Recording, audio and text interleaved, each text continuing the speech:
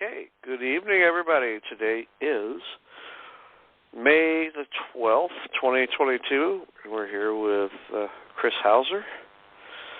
And Chris, thanks for being here. You there? Yes. Okay, there you are. Yeah. So do you have any, lectures or updates or anything you want to tell us about before we get into it? I recently got a packet from a friend of mine in prison, and it has to do with the GSA bonds that we're going after. A couple of them already sent theirs out, but he sent his by me because he wanted me to look at it and make sure that we were doing it right. And, so You're breaking up, Chris. he said, okay, hold on a second. Yeah, can you hear me now? Yep, much better. I'm going to get out of the building for a minute. Yeah. Just so we don't get some bad juju going on. Juju. So,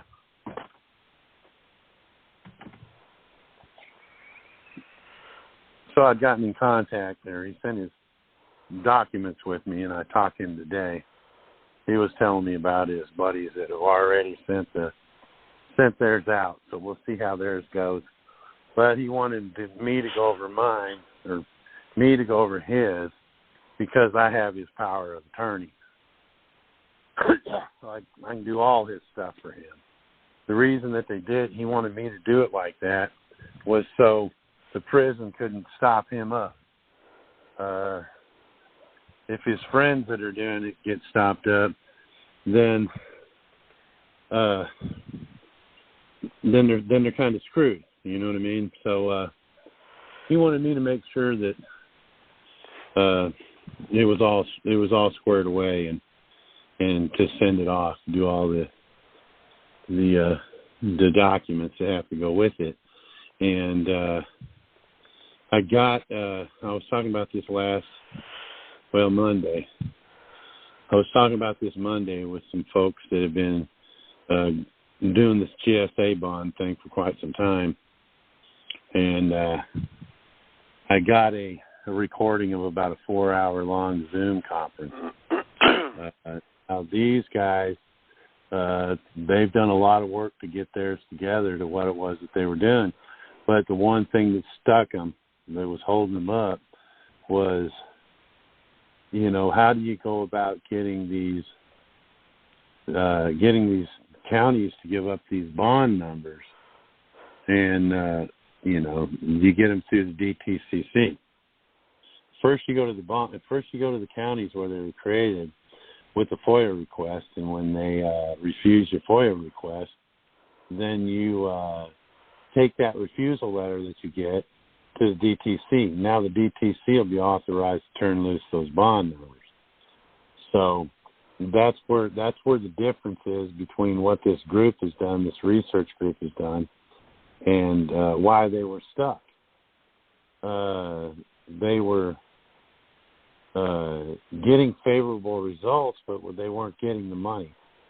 And that has to do with getting those bond numbers and then putting the right kind of paperwork in to claim those bonds, because those bonds have to be claimed. Once you go after them, you gotta be able to claim them. That's a 1099-A. It's abandonment. You're going to be using those as abandonment of secured property, not acquisition like people are normally using them for. So I was working with him and getting this stuff together, and then I just got slammed with probably at least 48 hours of research that I'm going to have to go through after watching this 4-hour Zoom conference between the individuals that were working together at this. So that's what I've been working on hard for the last couple of days, trying to get that together, answering emails, and there's a couple other irons in the fire going on right now. Tad. Okay. I'm trying to keep everything, managed, being manageable, but it's kind of difficult. But there's so many processes that are going on right now. One thing that has been very positive, folks, is the remittance, the coupon remittance process that we're doing. A lot of people are having these debts discharged now. Crazy amount of folks. It's every day, two or three people going, "Hey man, it worked." So that's one thing that has been very successful. That's probably been the most successful and provable thing that I've been handed so far. Some people are even getting to the point where they're like, "Look, I'm just going to finance this car, and then as soon as I get the coupon book, I'm going to take care of it." So, and that's another thing that's been going on. A lot of folks now, a lot of the questions I get now since this last week is, how do I be a trustee? What is it I got to do to, all those questions are coming in like crazy. Do I need an EIN to be a trustee? How many beneficiaries can I handle? Is there an amount? Those are the questions I'm getting now. Trustee type questions. And there are a lot of them. Believe me. Seems like every time I mention something or bring something up, there's a whole regiment of questions coming at me due to whatever it was that we're talking about. So that's been up and coming. A lot of folks are figuring this out. That hey, can I be the trustee for my daughter and help her buy a house? Absolutely. These people are gonna have to learn how to do this though, and a lot of those questions that I'm getting asked now, they're commonsensical. Most of them are. Most of the questions that I'm being asked they're common sense if you think about it. If you've learned about the beneficiary and the trustee, and a lot of them are common sense. But people want to be meticulous about it because they want to be right. They want to have everything right when they do that, and you need to. So I totally understand. I had a guy call my house, and he was wanting to talk to me, and I watched all your videos, and the next thing I know, apparently you're not paying attention to the title because they say don't call my house. Yeah, he called my house. Then he said, I don't give a F about that. Well, you lost your sale if you're trying to pitch me on anything. So I kind of just hung up on him. But that still happens. Folks still call. This time they're not apologetic about, oh, man, I'm sorry, I didn't know that. Now they're like, I don't give a shit about not calling your house, pissing your wife off or whatever. We're ready to make money, Well, you're not going to make it with me. I don't understand if someone thinks that they can make billions of dollars doing this. What do you need me for? And so that kind of upset me a little bit. But yeah, that's what's been going on this week. Quite a bit. I got a little bad news from the VA recently that I have to deal with. I'm really not ready to share that right now, but it's something that I'll deal with. And other than that, it's been a pretty good week. Had my truck worked on today. I paid for it. So I got my truck back. I can start doing truck kind of things that I need to do. But other than that, man, that's pretty much it, Dad. All right.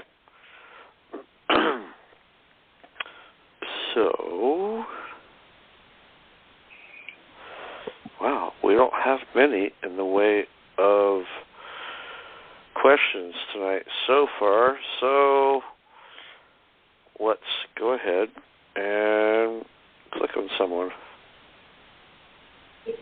Hey, Chris. Yeah, go ahead. Thank you. Yeah. Chris, this is Randall again. I talked to you. Okay, how's it going, Randall? It's going good. Well, pretty good. I talked to you about sending in a 1099-A for the restitution payment. Yeah. And I got a call today from a U.S. attorney.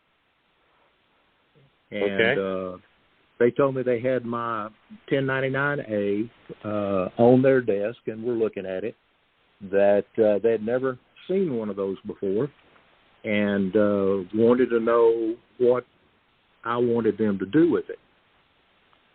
So I explained it somewhat to her, and that's my form of payment from my Cestui Que Trust that the United States Treasury owns. And she seemed to get real excited about that. She said, well, this is great. You know, I'm interested in this. I want to find out more about this. Okay. Yeah.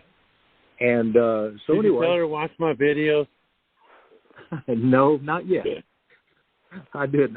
Yeah. I was going to ask you about that. You want me to throw you out there or not? Yeah, it's free. It's common. It's getting about to be common knowledge anymore, man. Well, I don't know if she's fishing to find out how much I know and blow me off or what yet.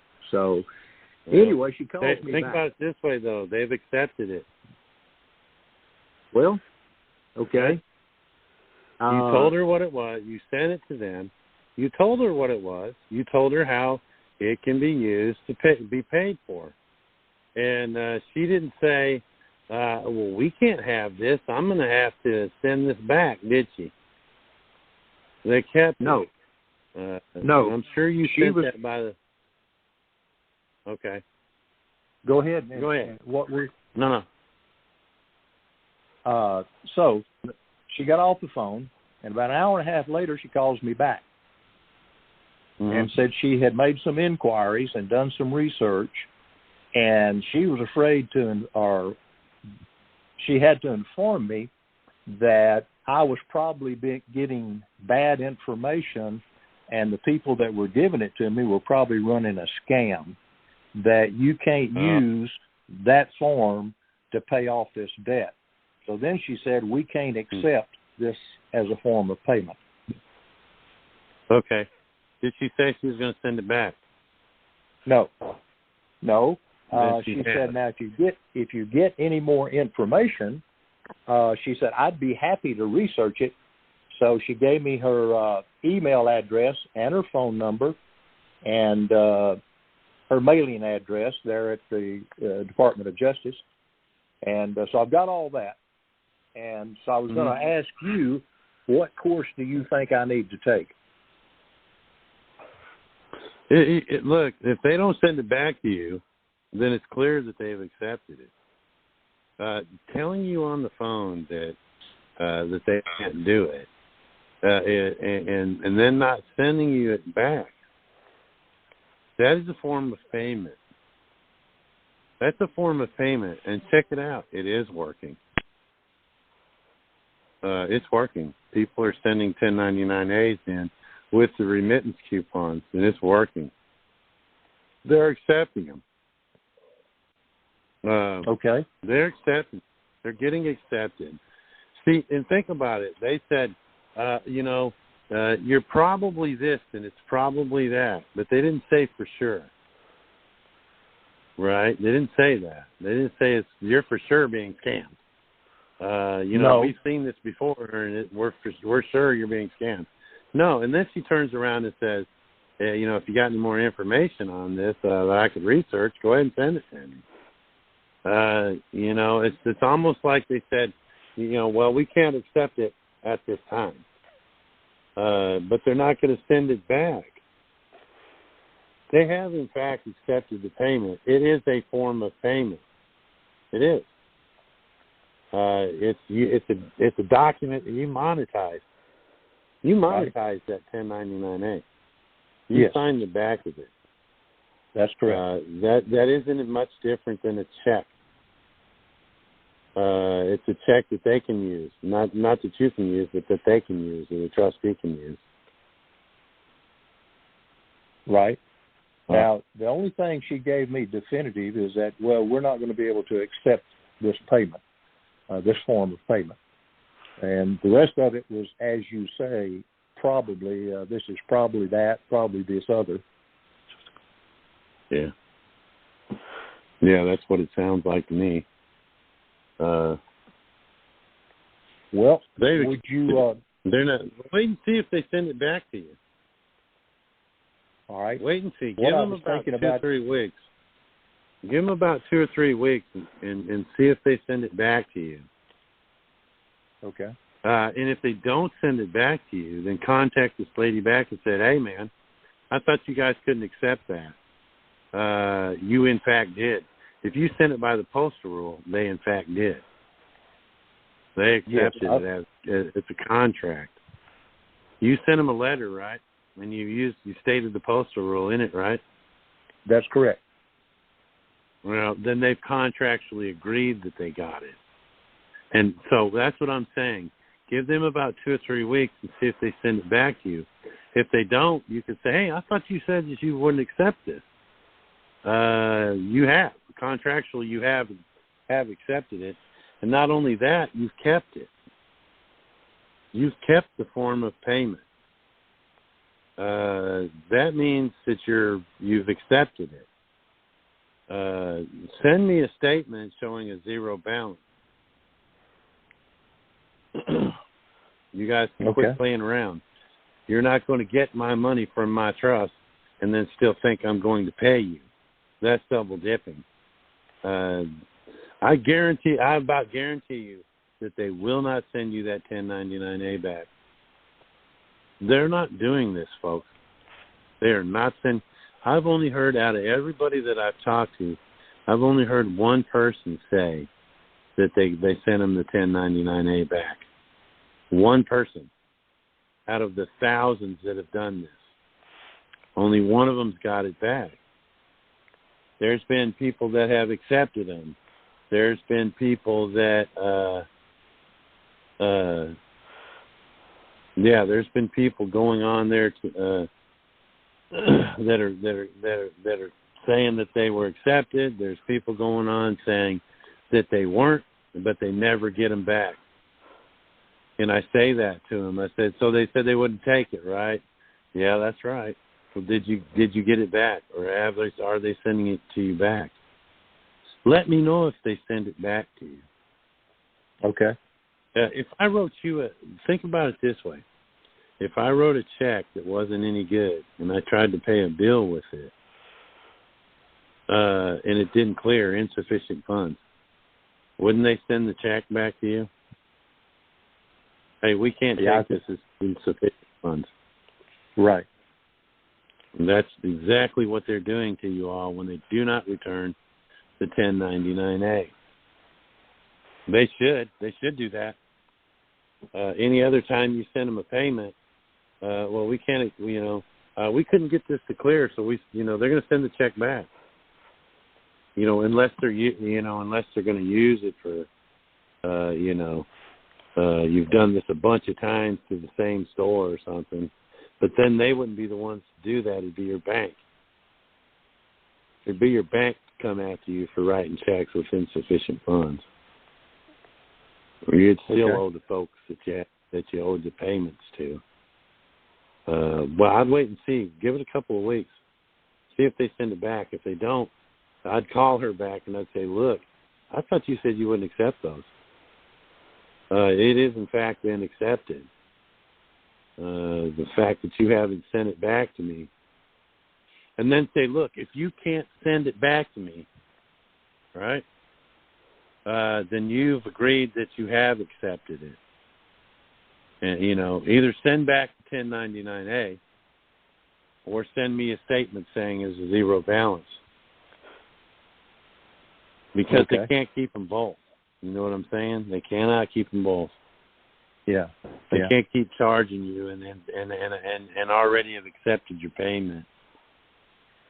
Think about it. A 1099-A is an acquisition of secured property, or it's an abandonment of secured property. What you're using it for is an acquisition. You're acquiring assets from the trust for them to use to pay whatever debt it is they claim. And think about this. If you actually wanted to, you could drop the 1099-A game altogether and say, how do you? So you claim that I owe you a debt. Is that right? Yeah. You owe us $1.2 million. Okay. How can I owe you $1.2 million when Public Law 73-10 says all debts, private and public, are paid for? That's where this is all at.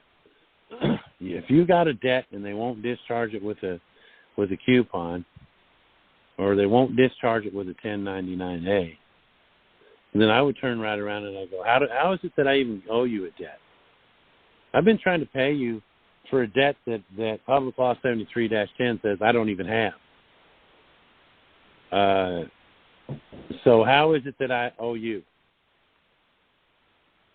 How is it that you owe the federal government anything when they're bankrupt? And you're the one backing their freaking dollar. You know what I'm saying? Yeah, and the bankruptcy is official now. Oh, yeah, there's no doubt about it. Yeah. I was thinking about... Go ahead, Chris. Yeah, go ahead. I was thinking about sending her an email and just putting in the email, check out HR 192 and Public Law 7310. Yeah. As far as something to research. Okay, you want some more research on this debt you claim I owe? Here you go. I doubt so they'll even go that far. Here's the thing. It's in the Justice Department. You got a 1099-A in the Justice Department. Right. You know what I mean? If they said you're being scammed and you're the one that sent the 1099-A in, wouldn't it be them being scammed by you? Isn't that what it should be saying? Shouldn't they have been saying, look, that you're trying to scam us. You know what I mean? We're in the DOJ. We're in the DOJ. You're trying to scam us. No. They know this. They know this is straight. They do. They just know that the minute that they do this, everybody that owes them is going to hit them. When they find out, when they discharge your $1.2 million or whatever, and they're going to know that people are going to start doing this like crazy. What they don't realize is they're going to get rich doing this. I know. Think of all the people that have been hit with federal fines and fees well over $1 million. Just imagine if every one of them started paying that. Thousands of people. Yeah. I mean, here's something to think about. Me and Tad were talking about this earlier. If you're a federal employee, who's paying your paycheck? Not the taxpayers. Yeah, well, how's the government paying them? Probably from your Cestui Que Trust. Right from their trust. Everybody that works for the federal government is getting paid straight from their trust. They're paying you your own money to work for them. That's what's going on with this 1099-A and this money, these federal fees and fines and stuff. If you look at here's the thing that really surprises me. Actually, it doesn't, because I know they're bullshitting you in the first place. When you read the directions to the 1099A and C, it says who must file these. Who must file them? And guess what? The DOJ must file them. Yeah, the courts must file them. The courts must file them. The post office files them. Why would they be filing acquisition or abandonment of secured property if they wasn't trying to acquire the secured property or get it because it was abandoned? It was claimed abandoned. That's what this is. This is about.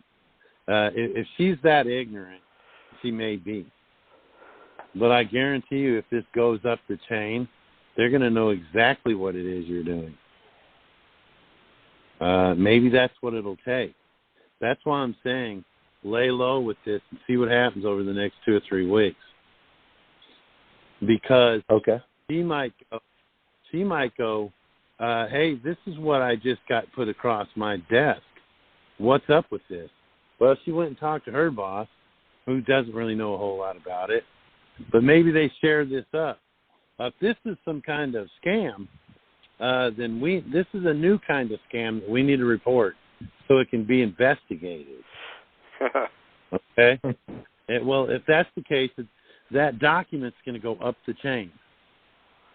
And then sooner or later it's going to get dumped in someone's desk that goes, yeah, I know exactly what a 1099A is. We file these all the time. And then it may come around to, this isn't a scam. And if it is, we're about to get rich on this scam. We're going to use it to access these people's trust. You just made them a trustee in your trust to go get that money. And it's happening. It's totally feasible that what you did can happen because it's already working. It's already in the mix, man. People have bought cars with these things. Right. People have paid credit cards off with these things, along with the remittance letter. Some people have not even used the remittance letter. They just used the 1099A to pay off the debt. Yeah, I've done one of those myself. I've sent a remittance letter and a coupon that's monetized to a credit card company to pay off. It's not a credit card company. It's an auto finance company to pay off the debt there. I haven't heard anything yet. Yeah. Give them a little time. They have agreed that they got it. If you send a certified mail and you got the green card back, yes. They've admitted that they got it. They're probably thinking, is this a doable payment? If it is, let's go get it. Because they're doing it. Why? How do you know they're doing 1099As? Because they're a financial institution. They're part of the banking system. They must file them. You gave them something that they must file. It doesn't say can or should or shall. It says must. And they must file. So as far as, where it went, I said, you know what, why don't you read the instructions for the 1099A, and you will realize that you must file this. It doesn't matter if you think it's a scam, or your supervisor thinks it's a scam, or some dickhead lawyer off in your freaking, because the Justice Department is full of lawyers. Thinks you can or not. You must file. It's part of the directions. So file it. Okay. Yeah, but hold out. Like I said, hold out about 2 or 3 weeks and be real quiet. Don't say nothing to him, and then go ahead and turn around and And here's the thing too: if they pressure you into making a payment, right? If you're on some kind of payment fee, Right, if you I don't am. make the payment, they go back to prison or whatever. Send them a check and then say in the memo, put under fraud, menace, duress, and extortion, and let them cash that check. And then they will have admitted that they got the money by extorting you. That's all under fraud. You took this money fraudulently. And I would suggest that to anybody. There's been people out there that are doing the things with their cars. And, well, we can't take this. If we don't, or your power company, that's even better, a better example. The power company says, we can't do this. We're going to cut your power off if you don't pay this bill. Well, pay that bill because they just extorted you into paying it. Now, once they get the check, take a picture of it after you sign it, send it in under fraud, menace, duress, and extortion. Put that and write that in the memo, and they'll cash it. They'll cash that check. And once they do, they've admitted to wire fraud. If you mail it in the mail, it'll be mail fraud. If you mail in your bill, it'll be mail fraud. They will have been committing crimes to do that. Okay. All right. So does that answer your question? It does on that. I have one final question. Okay. Chris, I've been trying to reach or get through to the U.S. Treasury by phone, and I've been trying for over 2 weeks every day, and I can't get anybody. Do you have any suggestions of how to do that? The only time I've ever got a hold, the best thing you can, if you can't get a hold of the Office of Inspector General, then you need to bounce around. Get in there and listen to the recordings and listen to your options and try different pathways through there. What'll happen when you finally get a hold of someone, you can actually say, look, man, I don't know who I'm really supposed to be talking to, or if I'm even I got the right person or whatever, and then explain to them what your situation is, and they can redirect your phone call. And usually when they do that, they're redirecting it out of the phone system. They don't put you back into the queue to dial into other places. They will send you directly to the department that you're trying to get a hold of. And your best bet is to get with the Office of Inspector General. And then you can say, look, man, I've been calling down here for the last 3 weeks. I can't get a hold of anybody. Are you or are you not public servants? Somebody needs to talk to me. I've got an issue that needs to be handled immediately. That's the best way. I've called the Treasury 3 times. Once I never got a hold of anybody. The other 2 times I bounced around until I talked to someone. And then they sent me to the right, they sent me directly to phone numbers, on the desk. I actually talked to the deputy. First time I got a hold of somebody in the Inspector General's office, I talked to the deputy director. He's like the head freaking chief. Yeah. So what's going on? I told him my situation. That's the best way to get a hold of anybody in the Treasury. Start thinking about the offices that they're giving you options to get to, and if it's an office that seems like these guys probably don't do squat down here in this office. Try and get a hold of them. Look at the title of the numbers that you're calling, who it is you're calling. If it's just some kind of crazy off the wall, who are these guys? What do they do in the Treasury? There's a good chance that you might be able to get them on the phone. Yeah. Once you get them on the phone, they can reject you. Now they may take a little while. I mean, one time I called and I was talking to some lady in some off-the-wall office. She actually said, well, hold on a minute. I'm going to have to see who I can call. I'm looking. She got in the directory and started looking around at numbers. I was probably on the phone with her for 15 minutes before she transferred my call. That's the best way to do it. Okay. All right, Chris. Thank Well, you very much I for appreciate calling. you.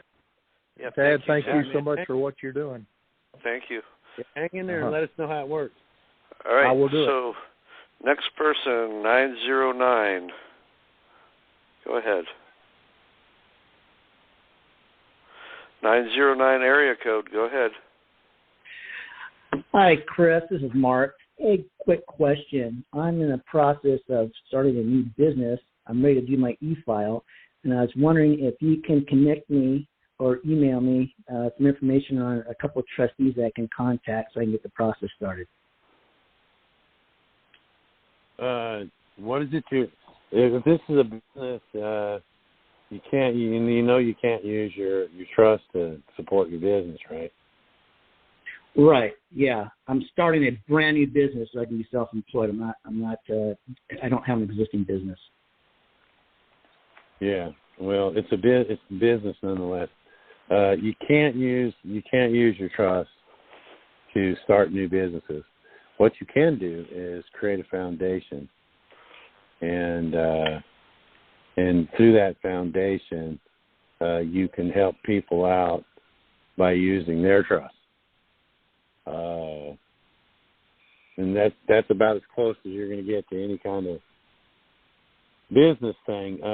Now, if you're going to create a business trust, a trust business entity for your new business, then you're going to be the grantor settler.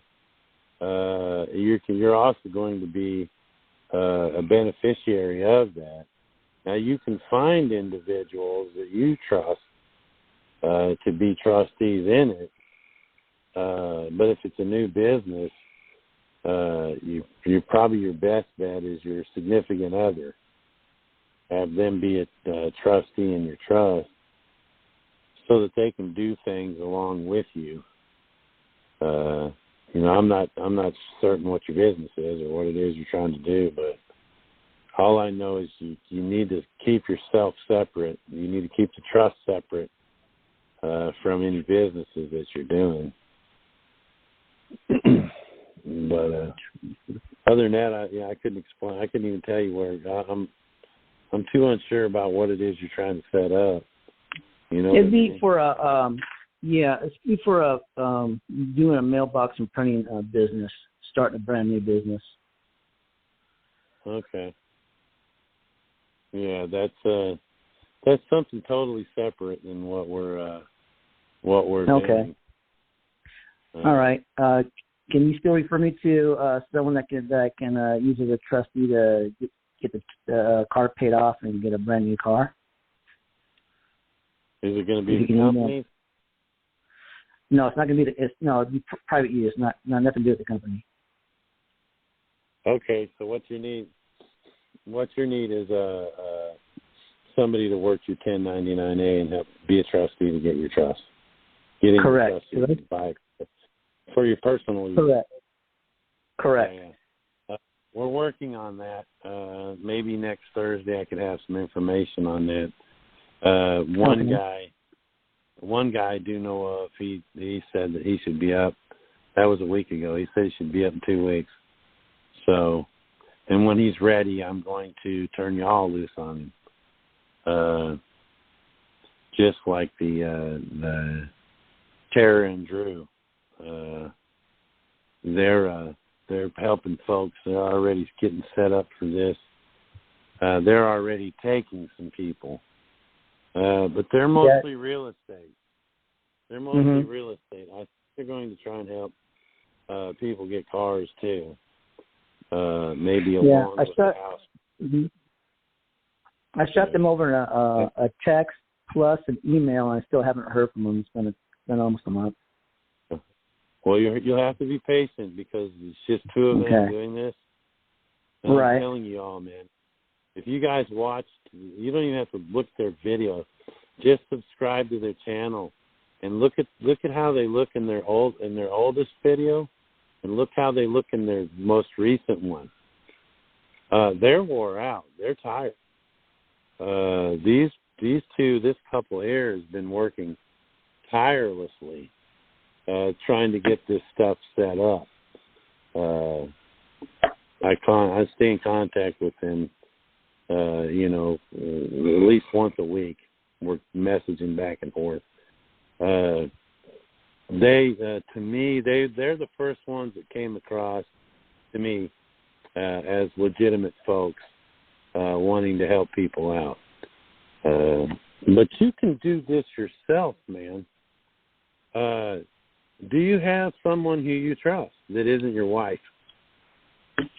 I do, and he's also looking into it right now because he's a real estate agent as well out here in California. Yeah, that's you guys don't want to wait around for these brokerages and these trusteeship businesses to come up and get online. Find someone who you trust, and all you have to do is give them the 1099-A. As soon as you give it to them, they've accepted accepted a trusteeship. Get out there and have them get out there and open a beneficiary account. Have them do the paperwork and have the money transferred to their beneficiary account, 8888.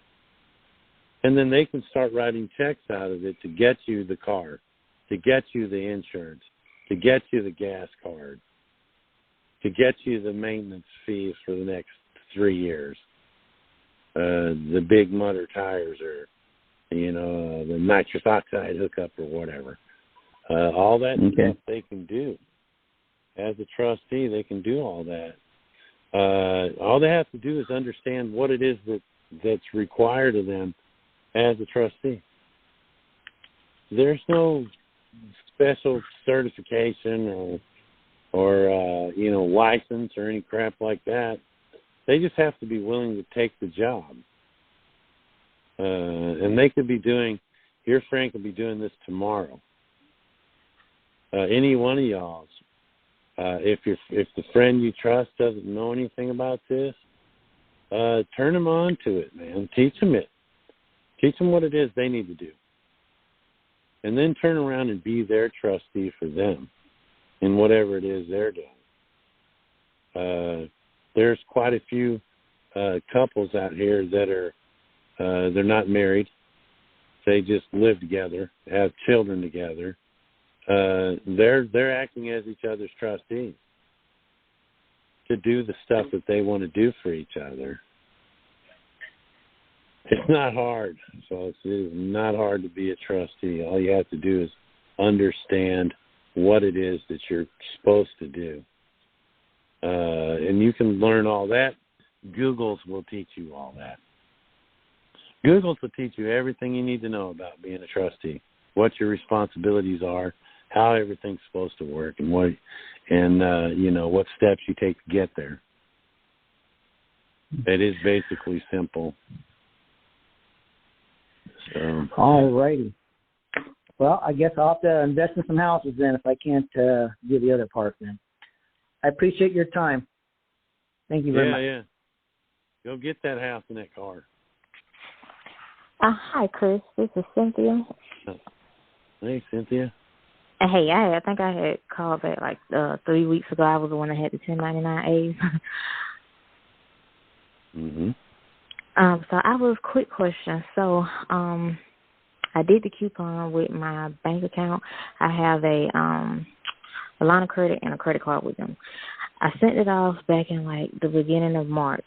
So they told me that they didn't get the coupon, and along with the coupon, I did send them a cease and desist, to like, don't call me unless it's, only contact me only by mail. Well, they ended up calling me anyway. So when she called me, they were saying that, we didn't get we didn't get the payment, we didn't get anything, we just got your cease and desist, of course, but I did have it notarized. And upon them saying, hey, we didn't get this, they froze my bank account. And basically, made me pay the fee that it was behind to make me have access to my own money. I went in and I paid it, and then now it's coming up again. So this past, I think it was Friday, I sent in the coupon along with the letter, like I did last time, stating, the postal rule, the coupon rule, all that in the letter, and then I sent the 1099A along with it. They just received it because I got my green card back. So the payment is coming up, and I'm going to see, because they haven't credited my account, and I'm going to see if they lock my account again. Now, upon them, freezing my account, how do I go about doing that to keep me from having access to my own money? Okay, this is an account that you put money into, right? Mm-hmm, but I have, with the same bank, I have a credit card and a line of credit, along with my checking and savings account. And they're not letting you into any of your other accounts? No, they won't let me in. If the payment is a day or so late, they're saying they haven't gotten coupons, so they're wanting me to make a payment before I can access my money. Dang. So you couldn't even withdraw your money from your checking account before no, making I couldn't. this payment? I couldn't even withdraw $1 out of it. Okay, check it out. Next time they do that, if they do, go ahead and make the payment. Okay. But do like I said, I was telling the other guy, under fraud, menace, duress, and extortion. They're extorting you. If you don't pay us this money right here, you don't get your money. That's extortion. Okay. Go ahead and pay them that way. Yeah. You want to play? Okay. Let me show you. Let me show you what we do. This is what we do. Okay. You want to clown around? They're going to cash it, and when they do, they're going to be admitting that they're committing fraud. Okay. And at that point, you're going to have them by the short curlies. Okay. That's that right there is the best way to handle these people when they tell you, if you don't do this, we'll do this. Or if you do this, we'll do that. Or we won't do that. That's extortion. Okay. That's a crime. Okay, so basically just get up the money order they're do it that way? committing bank fraud. They're committing a banking fraud by not allowing you access to your money in your checking account because you haven't made a payment in on your credit card account you got, or whatever it is you got, on your line of credit. That's your credit. Okay. They're telling you that you can't have access to the line of credit that you created with your trust. So send them the payment. Yeah, I got your payment right here. Let's do this again. Except this time I'm going to get you admitting that you're committing a crime doing what you're doing. Okay. Because that's what they're doing, Cynthia. That's a crime. Okay, because like I said, I know it's coming up. I see it. It's coming up on the 20th, and they've been sending me. Like I said, they can't contact me by phone. They've been sending me letters through the mail. Saying please contact us within 72 hours of this letter. And I just turn around. I sent them a letter, but I sent it straight to the CEO. And like I said, I don't hear anything back from him. It's just like I said, I ran into that problem last month, and then, like I said, this month, I think even when I put in the letter, I'm like, hey, y'all can't do this. This is not right. This will result in, lien securities, and I haven't heard anything back. All I do is receive the green cards. Well, they got it, man. They got it now. They can't say they didn't get it. You got someone's signature on it. Yeah. Right? Yeah, because I even had the signatures on it last time when I sent in the coupons. But like I said, this time I sent it with the 1099A. Yeah. I don't care what you say they didn't get it the last time when you got a signature card say they did. Yeah, I have it. Like I said, I got all of it together when I get ready to do my conditional acceptance. I'm really trying to wait it out to see if they're going to, post it to the account. But like I said, I know the 20th is coming up and a payment is coming up. So I'm going to I think I gave them in the letter, I think I gave them 5 business days, I think. So I'm waiting to see if it posts to my account. And if not, I know to go ahead and hit them with the conditional acceptance. Yeah, what you could do is have your payment ready, right? And when they do you like they did, have the payment in a money order. Go and get a postal money order. And then put on the postal money order under fraud, menace, duress, and extortion. and then pay it with that postal money order. Okay, I got the fee right here. And then give them the postal money order. Take a picture of it. You know what I'm saying? Keep your copies. Have it ready for them. Here you go. Here's a postal money order. Yeah, boom. We just got you. You'll have it. Okay. And another question. They're committing crimes trying to tell you that. I figured it was something behind it. So the next question about my car, I've been fighting with them for since forever. I did do a rescind of my contract, and then I also did kind of put them on notice. I did a cease and desist, and I let them know in the cease and desist, don't try to come repo my car or anything like that, and, to contact me by mail only. Send it to the CEO, don't hear anything back from them. And then they stopped sending me my late payments and all. They stopped sending me everything in the mail. I haven't heard from them. And I just sent them the 1099A. I sent it along when I did my line of credit with, it's another bank though. The thing is, do you think I need to pay my car note or just kind of wait it out? Wait it out and then see if they try and repo it. If they do, pay it under fraud, menace, arrest, and extortion. Okay. You extorted me. You took my car away and said I couldn't have it unless I made this payment. That's extortion. Okay. All right. Yeah, that's what it is, man. And they get by with this crap that they're doing because nobody ever does anything about it. That's what you're doing, Cynthia, is you're building up your case for your conditional acceptance. You see what I'm saying?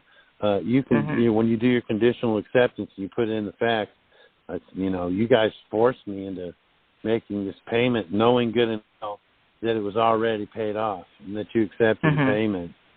And then you committed extortion to get me to make this payment. That's all going in your facts. Okay.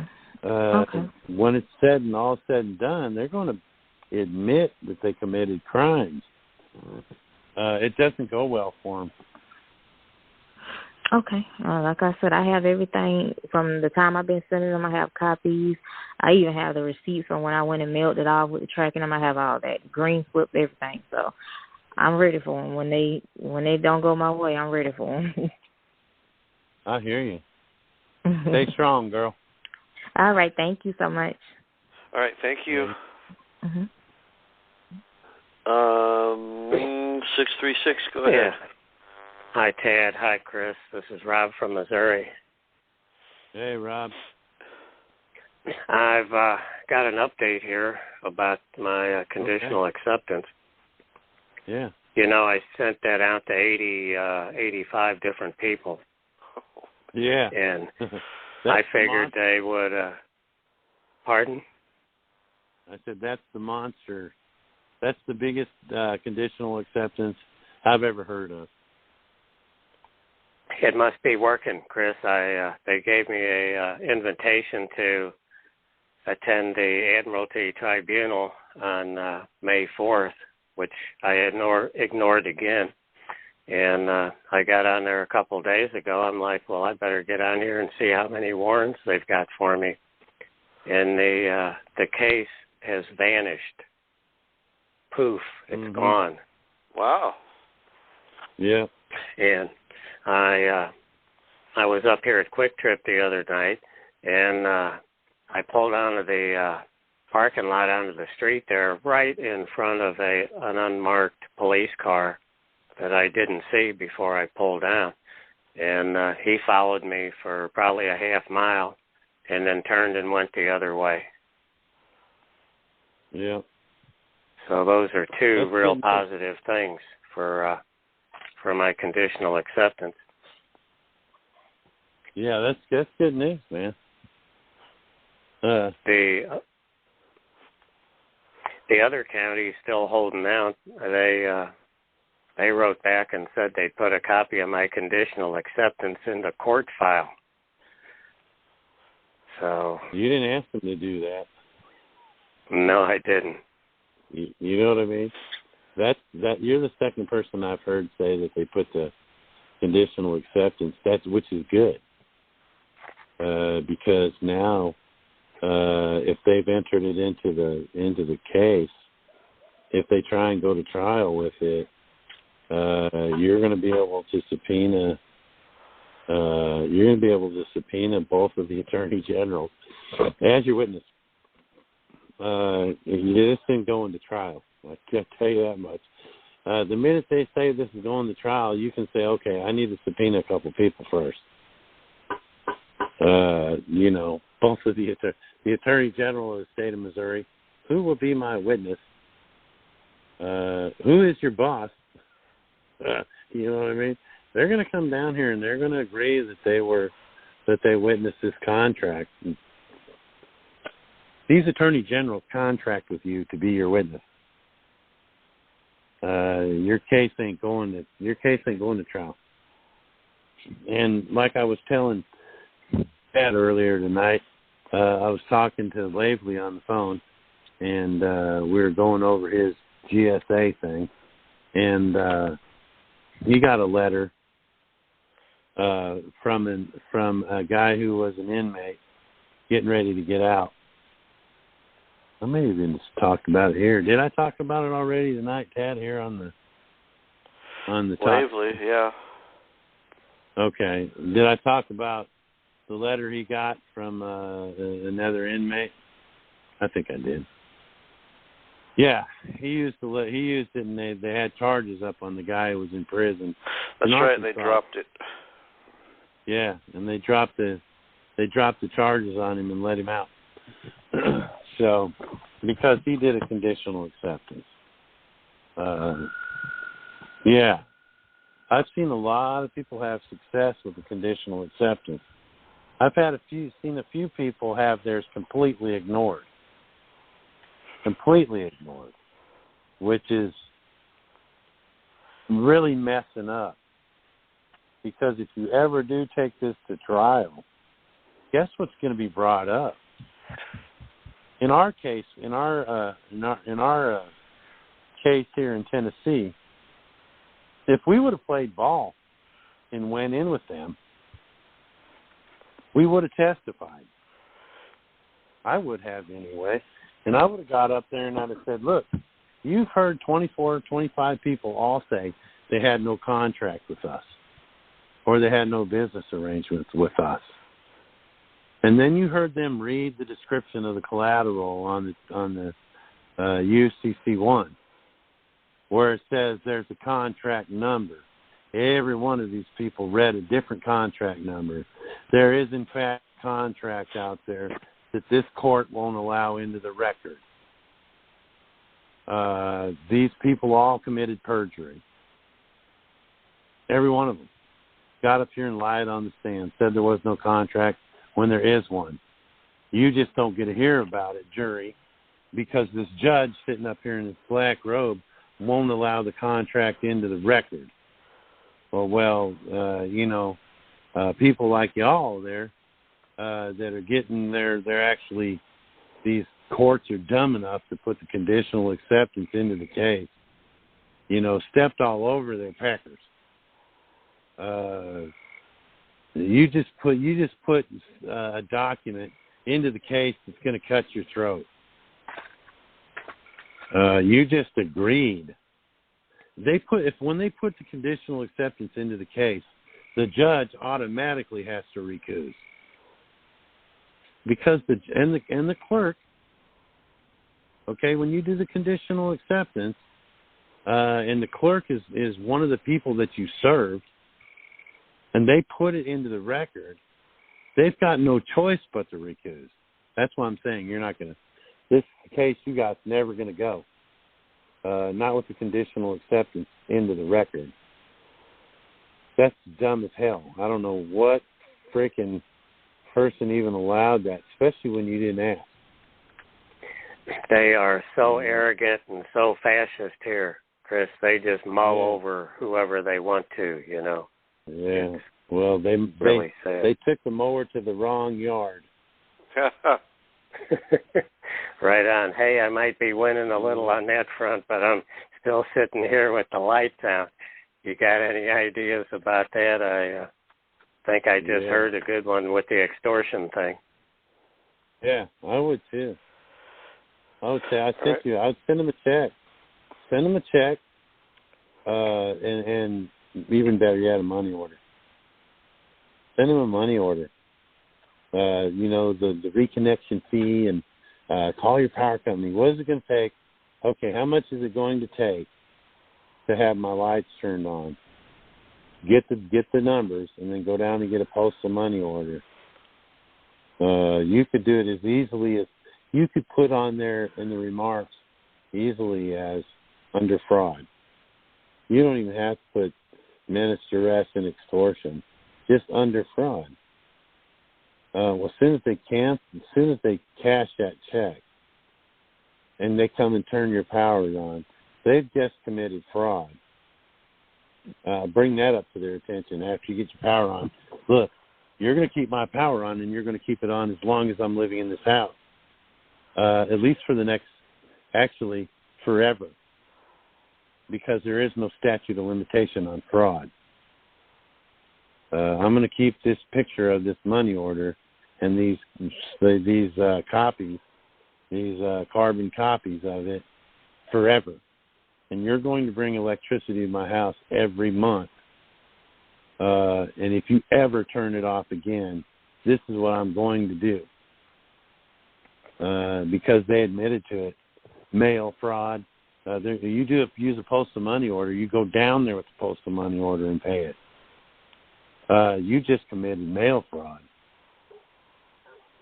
As soon as they cash it, they've committed mail fraud. Absolutely.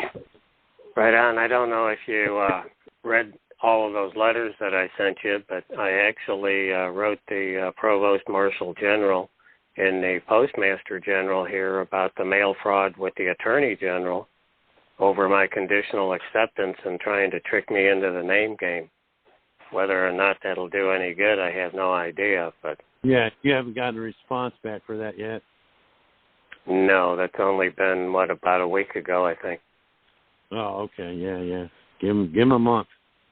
You don't hear from him in a month. Call the Provost Marshal too, man. He's the one. The Provost Marshal. You guys got to realize that we're all under martial rule right now. So who has the real power? Whoever your local Provost Marshal is.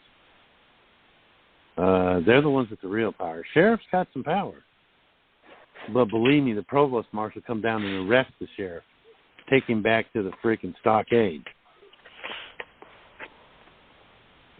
So they'd be the ones I'd be. I included the Provost Marshal as a witness on my CA, Chris. Well, there you go. Give him about a month, and then call him. Call the Provost Marshal. Say, hey, I don't know if my name sounds familiar, but you've contractually agreed to be the witness on my contract, and this is what's going on. I believe it's in your best interest to do something about these guys. All it'll take is a phone call from the Provost Marshal. They will get their shit together. But yeah, that's good. All right. So does that address your question?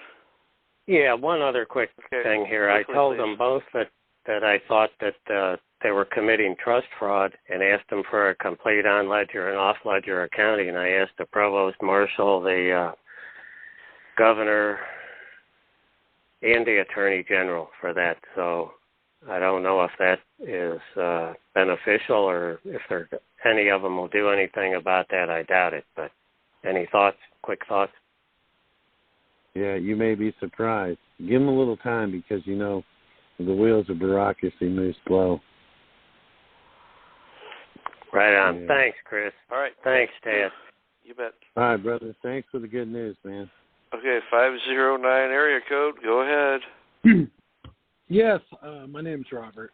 Hey, Chris, do I need to mute my phone? I guess not. Nope, go ahead. I sent in a 1099-A acting as a trustee for for a friend of mine that's buying a house that my company owns as a corporation. So I did the 1099 OID, the 1096, the 1040V. I even did an 1199A and had my bank send it in. Mm-hmm. I've sent all that in, but I didn't send in the copy Bs when I sent them into the IRS, where they direct you to send it the OIDs to, and I guess mine was in Missouri because I sent them out of Washington State. Did you have to send those copies in for them to mail out? Yeah. You do? Whenever you any of those copies that are attached, the 1099A, B and C, copy B and C will be sent back to you. Well, actually, if you're acting as a trustee for your friend, he'll get copy B because he'll be the borrower, and copy C will go to the Treasury because they're the lender. Well, we actually did. He kept the copy B. I took the original, and then he mailed the copy C to the Treasury. But you're saying that I should have sent it all in and left them intact and let the IRS send them out. So to correct that, what do I do? Just send in a corrected one and leave all the copies there? If you guys sent copy C in, they probably just trash canned your stuff because it's a copy, man. And they're like, No. I sent in the original. I sent in all the originals, but not the copy A and Bs. Excuse me, B and Cs. I actually sent those out to one. And then you kept the B and you sent C and back in with it, right? Yeah. The person that gave me the A kept the copy B on the spot.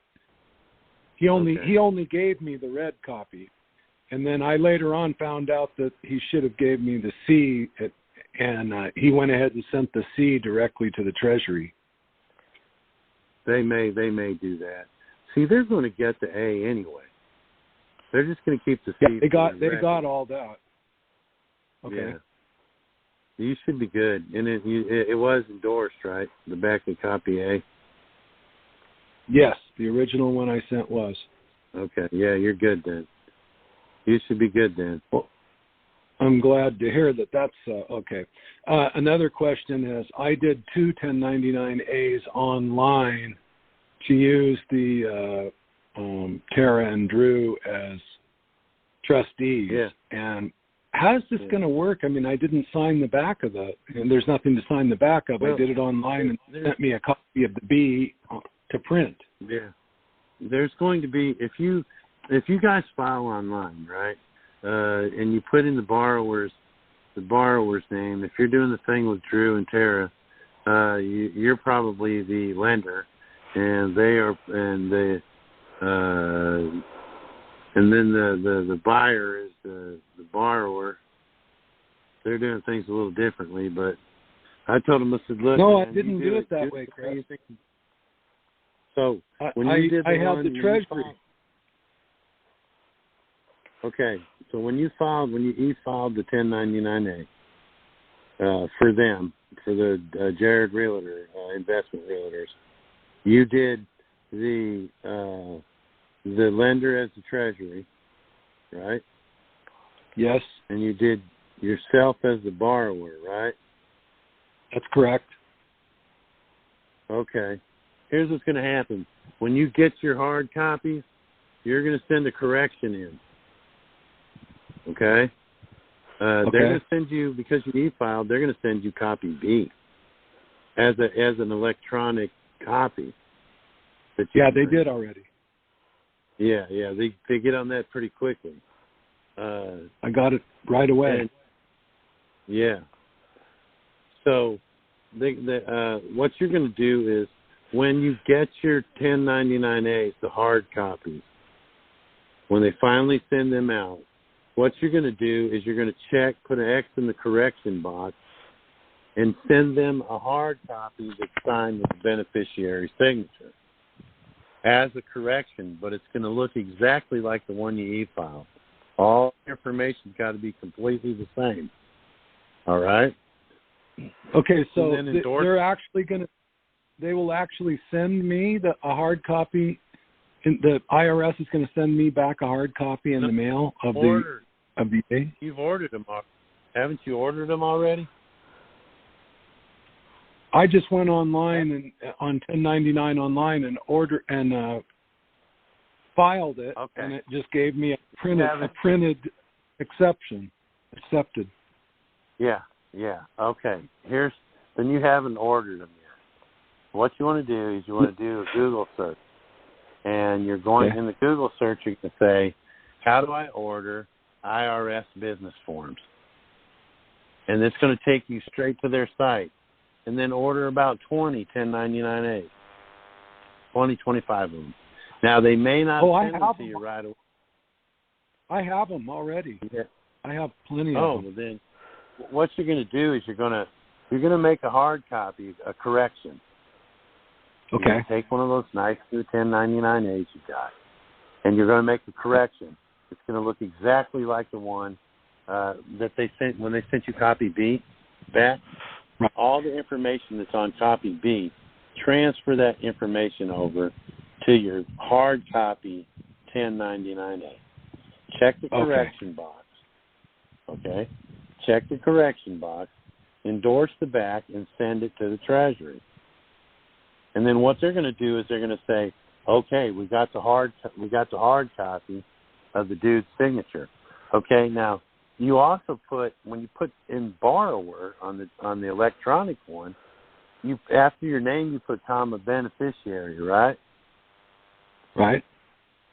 Yes. Okay, so you did the first name, the hyphen, second initial, or period, colon, comma last name. beneficiary. Yep.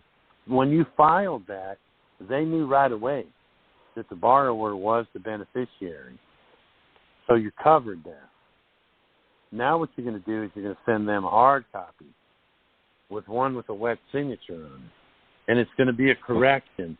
So they're going to look at it and they're going to go, okay, this is a correction from the e-file. Matter of fact, they're going to put it in a nice little machine and it's going to read it. And it's going to see that it's a correction. And it's going to correct your e-filed one. Okay. Probably without anybody at the IRS even looking at it, because it knows those machines are made to scan that document and scan black letters inside those fields, reproduce it electronically. That's how that works. So when I actually make up the hard copy that I have exactly like the B and then sign it and mail it to the Treasury without a 1096 or anything?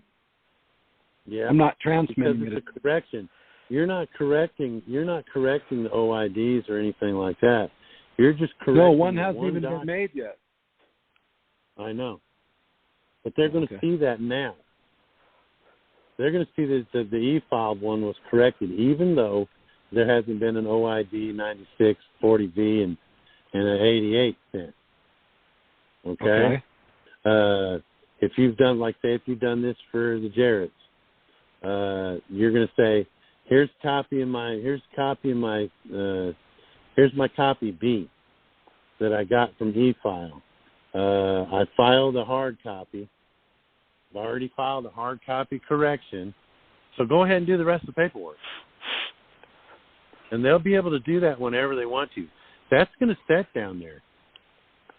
That 1099A is going to set inside of their virtual reality until those other documents come in. At the Treasury itself, okay. Yeah, well, it goes through the Treasury. Everybody asks all the time, well, why are you sending it to the IRS's address, but you're addressing it to the Treasury? Because you want this stuff to touch the hands of the Treasury. And then you want them to send it where it needs to go. That's their job. So you got the A all squared away. send you in a hard copy that's the corrected one, and start working with the Jarretts to get whatever it is you're trying to get. Right. I was also acting as a trustee myself when I sold the house and filed this way, but there was nothing done online or nothing sent to the Treasury. I just literally sent the OID, the 1099A, and the transmission all to the same place in Missouri. Oh, so you never sent it to Washington, D.C.? No. I sent them where the instructions said, directly to the processor, and where the OID said to send them all. Yeah, no, because some folks have done that. You may not receive anything out of that. You need it to touch the hands of the Treasury. That's why you disregard. Sometimes you got to disregard what the instructions say. If they didn't go to Missouri or wherever it was that they were saying you were supposed to send them, let the Treasury do that. They'll do it. The Treasury. Could I not file a correction, Chris, for all of them and send it all fresh again with the copies included to the Treasury? Yeah, I would. Okay, I'm going to do that. If you don't hear anything back from who you sent them to, I would. I'd make it all. Well, it hasn't been very long. Or just resend it all together, because they probably got and Chris, you're breaking up. Now is that right there? There we go. There we go. Yeah, I'll just resend them all then, as corrected forms, OID and all. I would, and if you get twice the payback, just a return. Just send them back money in a return. Okay. Yeah. Well, I really appreciate the help. All right. Yeah, no problem. Okay, so thank you very much. Thank you. Thanks for my questions. Yeah. Yeah, man. Have a good night, buddy. I will. Thank you. Come on, machine. Okay, 337. Go ahead. Hi.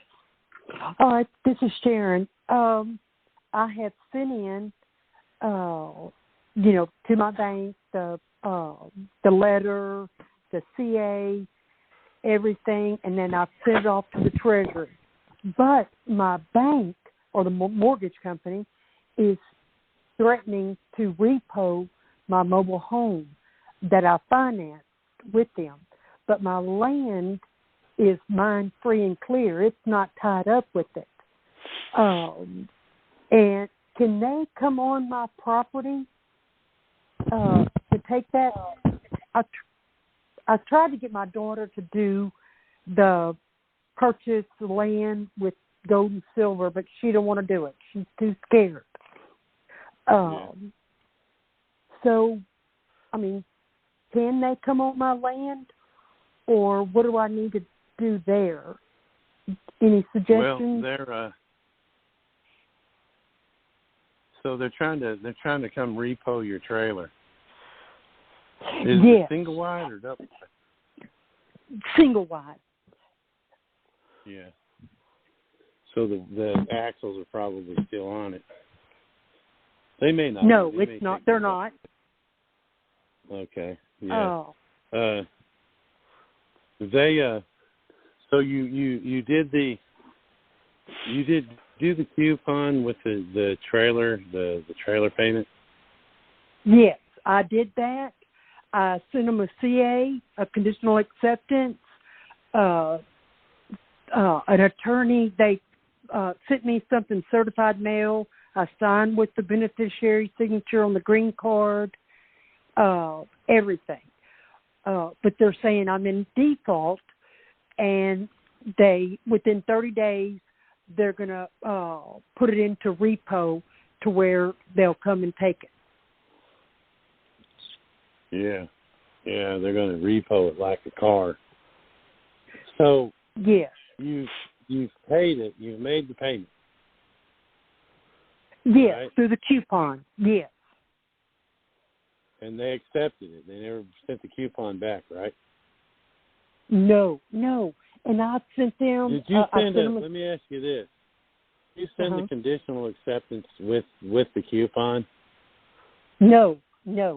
That's all separate. Okay. I've already sent everything to the Treasury, claim the liens, everything. Yeah. And you've done that? Sent it to the Treasury? Yes. Okay. How long ago was that? About 10 days ago to the Treasury. Okay, so they probably got it by now. Yeah. Yeah. I just thought about going to my sheriff and, talking to him and saying, hey, because they would have to have the sheriff's department come out with them. Yeah, they will. Once they go to try and repo it. What you could do is what we've been talking about tonight. Go ahead and make them the payment with the postal money order. They're threatening. They told you if you didn't make the payment, they would come repossess it, right? Yes, and their attorney, the mortgage company's attorney, sent me a letter stating that I needed to make a payment. They don't accept the coupon. And this was way after, I just got it like 4 days ago, and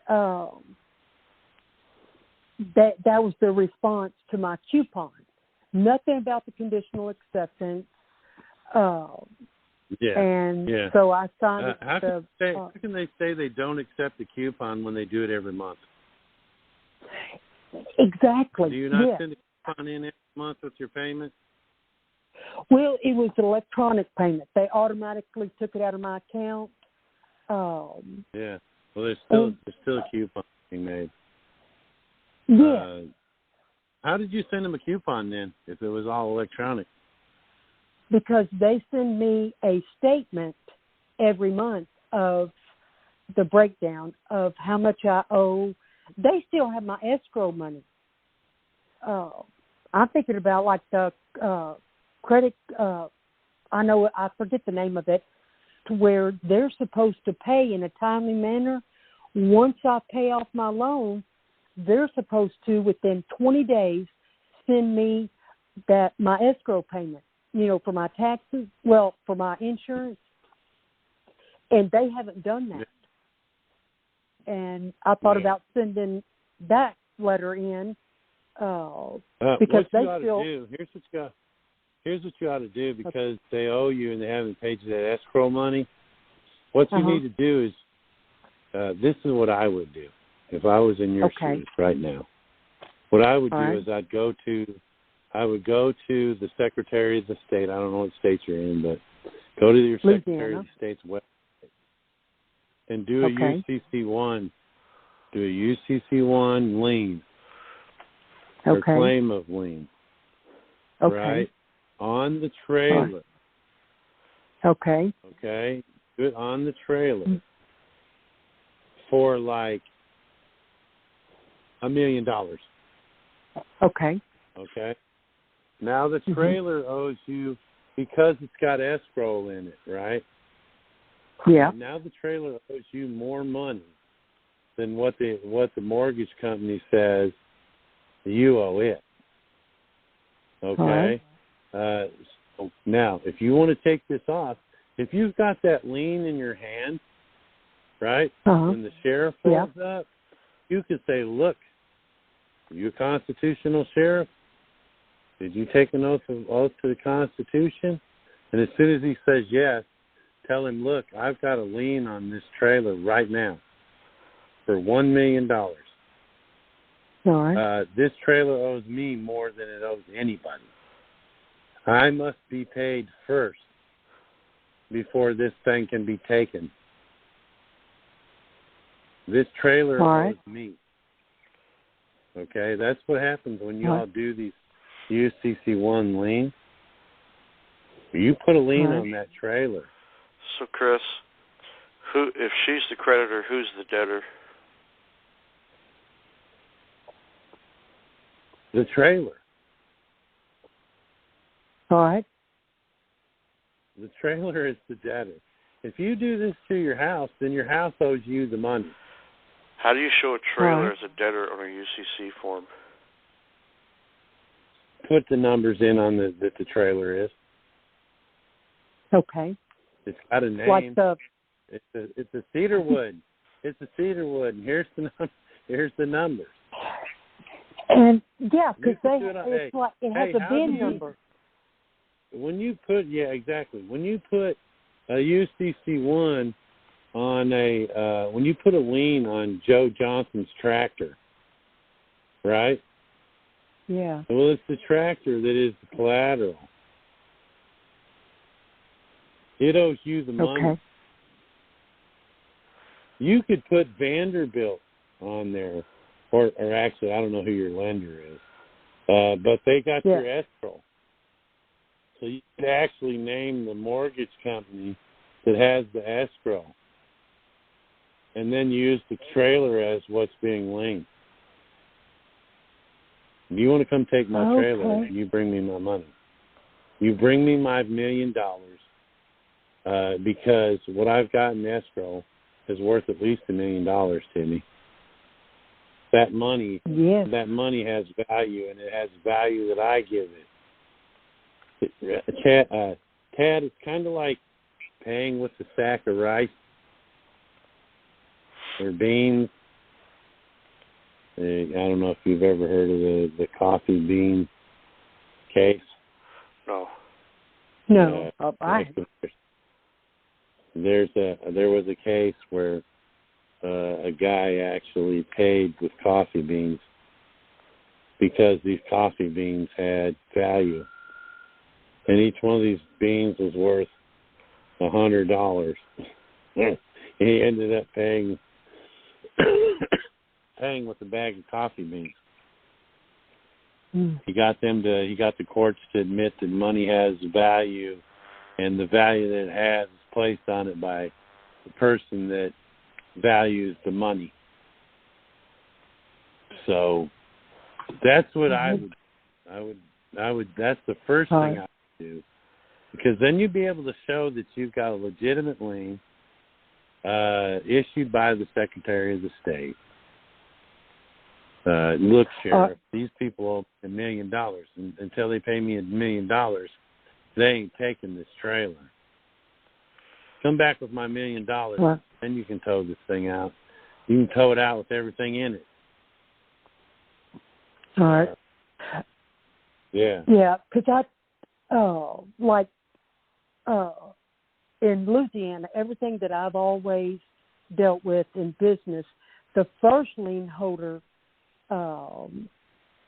gets the money first, but then the second would have to be paid, and it's to whoever they're selling. Okay, I get it. I just now connected it. So they couldn't get their money unless it was above and beyond what the $1 million. Yeah, absolutely. All right. That's why you want to place value on it higher than what they claim. Yeah. Actually, the one with the highest claim is the one that's supposed to get paid first. But that's what I would do. That would be the first thing I would do. Okay. I thought about that because I've heard you talk about it, but I wasn't sure because I thought, well, if my land is owned and bought with gold and silver, they can't come on my property. Well, they can't come on it. Not without a warrant. Right. Right. But here's what if you think about it, a mobile home isn't like a regular home. That's why they have titles. And it's sad that your daughter's too scared to sell it, to buy it for gold and silver. I mean, it's constitutional. It's constitutional. Yeah. It's sad that our own offspring are too scared. What's going to happen to us if he buys it with gold and silver? Nothing at all. What? And that's what I told her. That's the problem. Our kids have been so brainwashed, and we've done it to them. We've allowed them to get as brainwashed as they are because we don't bring them up in the ways that they should go. Our kids are scared of cops, and it's our fault. Most parents teach their children that cops are not a good thing. That you see them portrayed in movies, and a lot of them are corrupt, and you really don't want a cop around. You say, everybody sit down, get your seatbelt on, the cops are behind us. You automatically start conditioning your children to not like the police. Then they start to become afraid of the authority. And the cops are the first rung of the ladder. Yeah. So by the time, the judge is more scarier than the cops are. And that's the way society wants you to raise your kids, to be scared. By the time they get to the judge, you're so scared, the judge can do whatever they want to with them. When I was in jail with all these badass gangbangers, these guys were tough. Talk to tough talk, and you'd go to the courthouse with them, and they would be like, "Man, I get up there and that judge, I'm gonna tell that son bitch," and they talk all kinds of stuff. And then they get up there, and it's like, "Okay, Your Honor, whatever. Sure, Your Honor, I know." Then they come back down, and they down a couple of notches. And I'd be like, "Hey, I thought you was all badass and shit. Did you go in there and cuss out that judge like you said?" You know what I mean? Yeah. Yes. You're not scared. You're not afraid to pull a gun out, and freaking rob somebody, but you're afraid to go stand in front of a judge now. Yeah. That's the way we bring. Yeah. That's the way we bring our kids up. We should bring them up to know that, teach them that they are kings, they are queens. These freaking people work for you.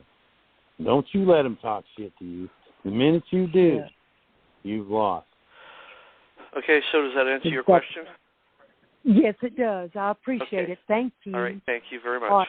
Have a good night. Thanks for calling. H, go ahead. Hey, Chris, a quick question here about child support.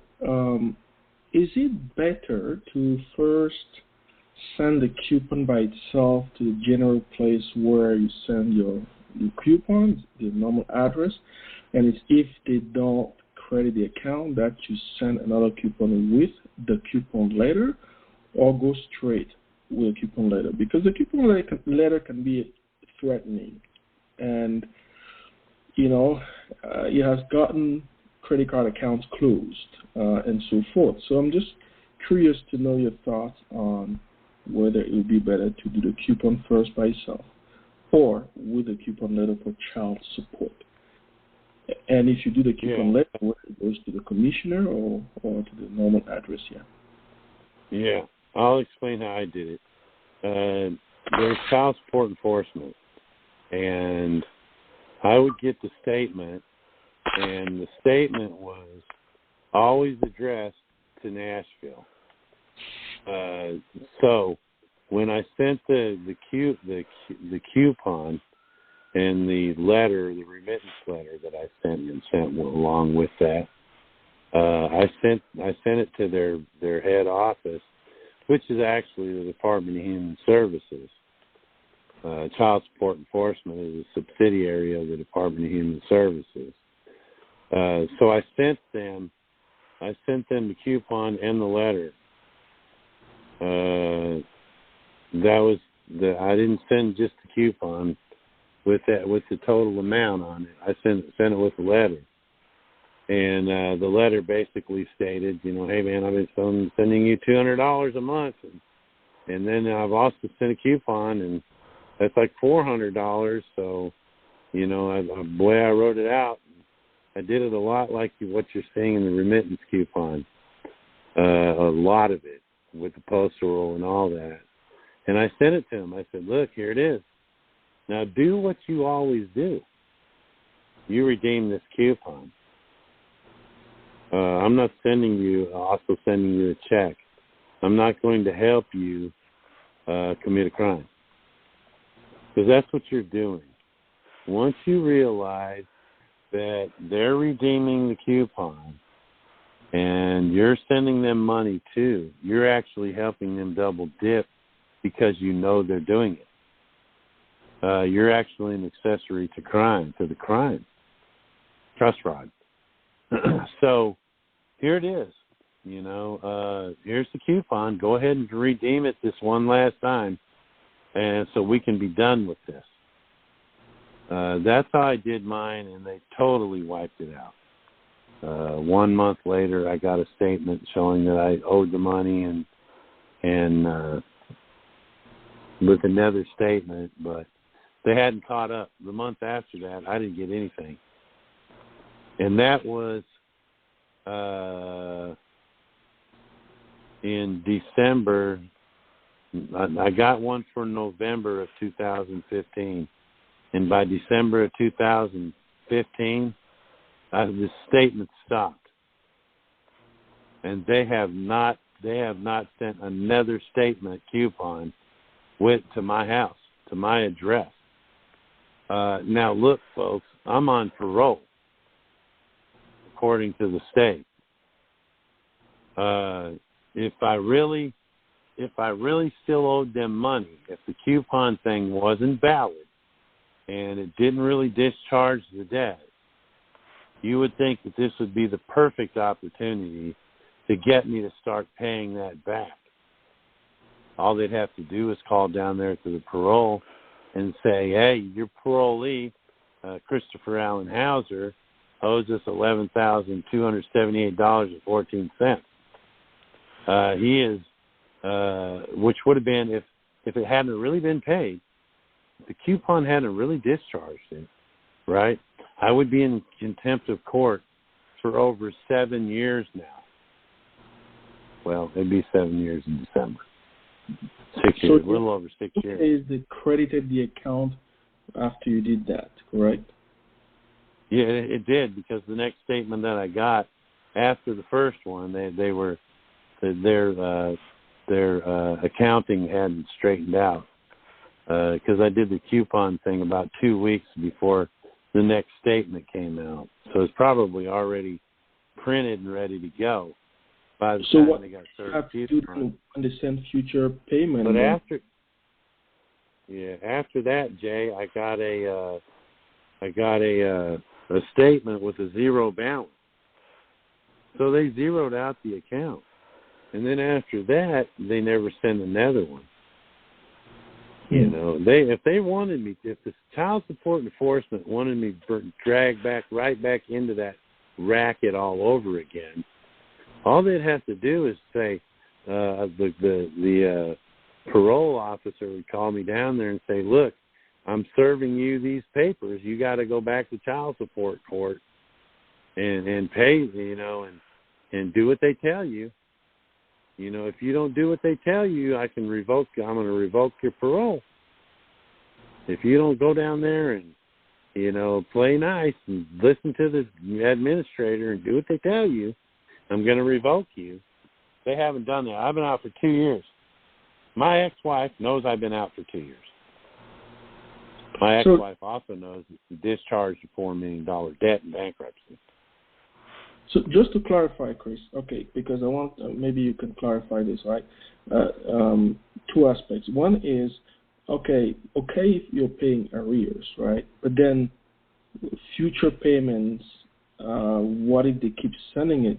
Would you say write a coupon for a whole year? Or would you say, no, you can only pay what has actually been charged? That's the first thing. And then the second question is, what was the need then for a conditional acceptance on your end that you had to do at some point? Was it a different situation with child support? Go ahead. Okay, I'll answer that question first.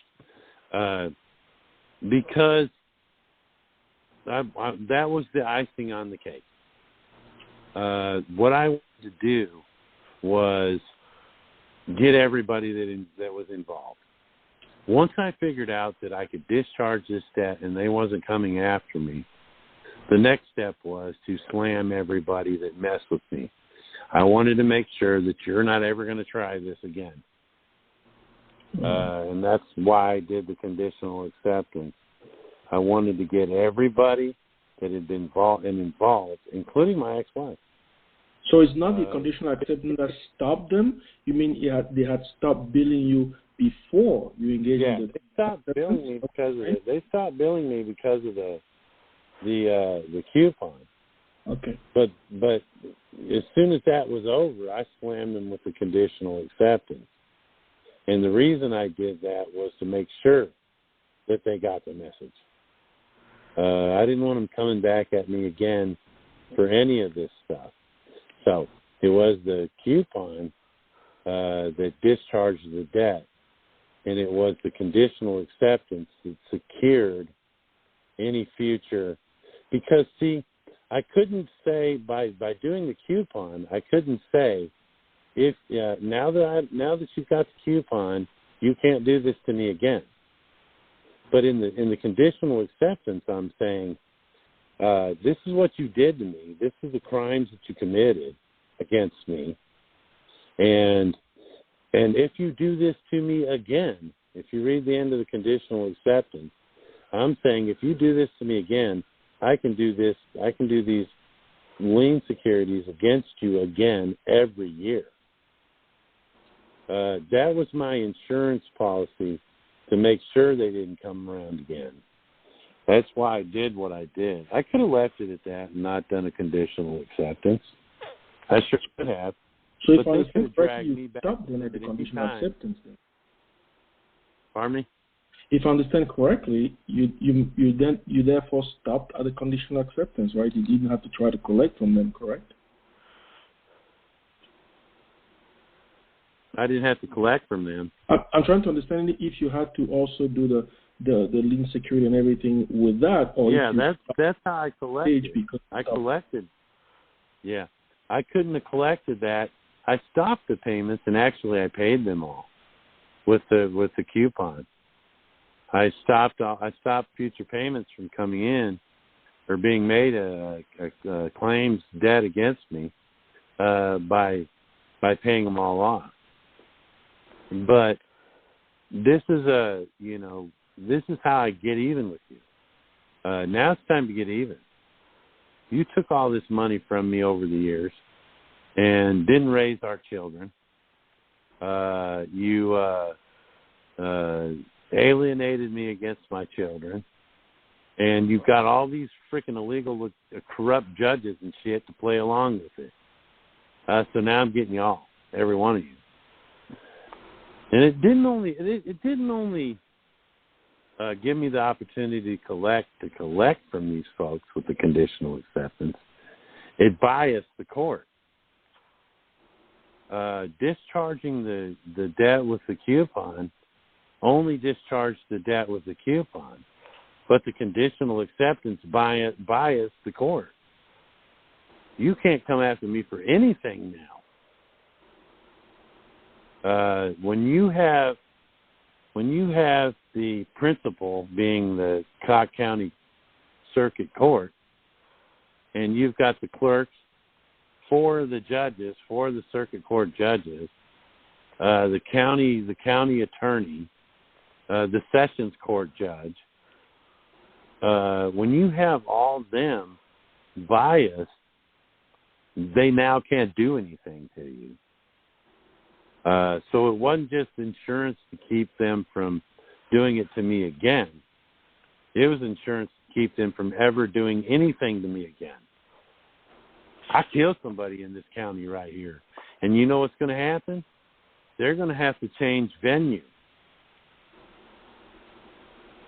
Because the principal and the two of the judges are dead now. Two of the judges that I did this to are dead. But the principle still remains. So but if I understand correctly, because they stopped, you did not have to enforce it, right? Meaning you stopped at the conditional acceptance and you did not continue with the Treasury contract and lien and try to is that the right understanding? Yeah, I could have done that. I could have stopped after I did the conditional acceptance. I could have stopped. I could have not done the UCC ones, did the claim of liens and the contract with the Treasury. You can do that. You can do the conditional acceptance and then get your way.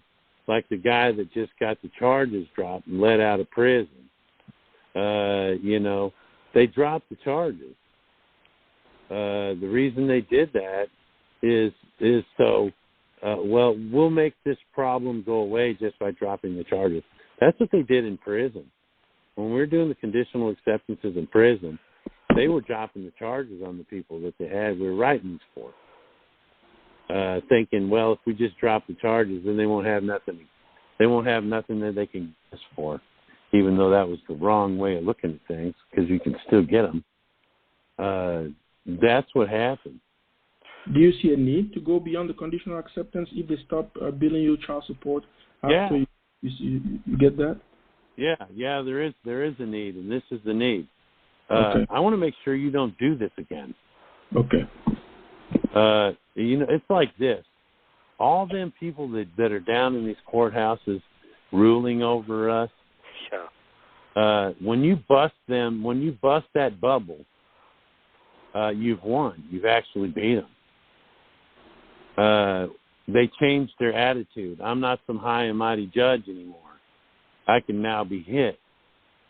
And it doesn't, you don't get their attention just by doing a conditional acceptance. Gotcha. You get their attention when they go down to the bank to buy a home.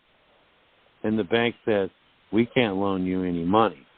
You owe this guy $12 million. What's the conditional acceptance? If you just stop after you serve the conditional acceptance, you've done nothing. If you go on to the Treasury and let the Treasury collect and do the claims of liens, now they know they're in trouble. You're not going to get a toothpick on credit when I'm done with you. That was the problem that the state would argue. Well, you encumbered these people. You harmed these people. Yeah, we did. We meant to. That's how you get their attention. It's like this. If I come at you and me and Tad's got a plan. We're gonna come at you, Jay, and I'm gonna be punching you all in your face. While I'm punching you in your face, Tad's gonna slip behind you and grab your wallet. What are you going to do? You're going to reach your hand back there. Once you start to see he's trying to get in your pocket, get your wallet out, you're going to reach your hand back there to protect your wallet. And when you do that, you got one hand to block punches with, and I've got two. That's what we did. I'm going after your back pocket. I'm beating you up, and I'm going after your back pocket. And it's going to be hard to fight me when I'm going after your pocket. That's what we were doing. That's what the conditional acceptance does. Not to mention make you rich. All right, so does that answer your question? Yeah, thank you, Chris. All right, thank you. Thanks, Jay. Okay. 415 area code. Go ahead. Hi, guys. Hi, Chris. Hello. Hey there. Hi. Such a great call tonight. You kind of already, I have a couple questions. You kind of already got into it with, talk about the postal money order and paying it under extortion, duress, fraud.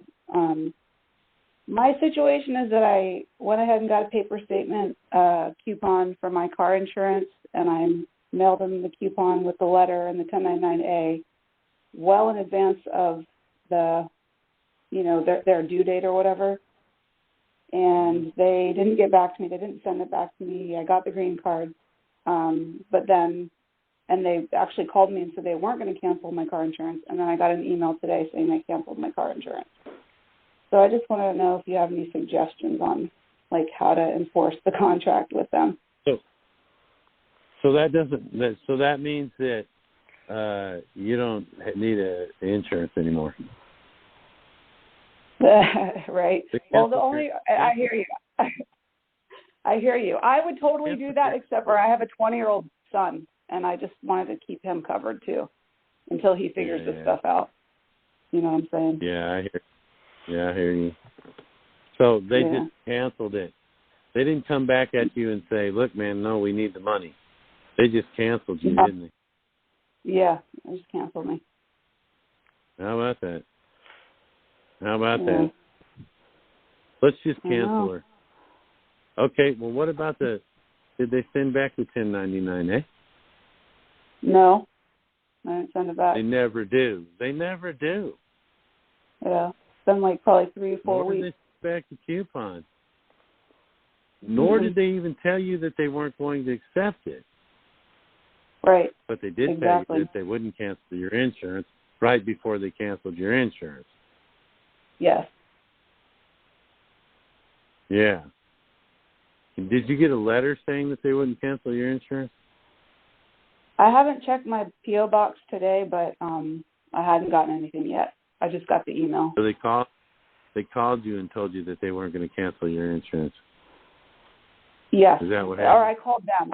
I called them, and I have it on. I have a recording of it too, because now I record all my calls. So I didn't claim. That's good.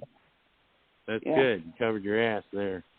You got them saying that they won't cancel your insurance, and then they did. You got a representative of the company saying that they wouldn't, and they did. Yes. Yeah.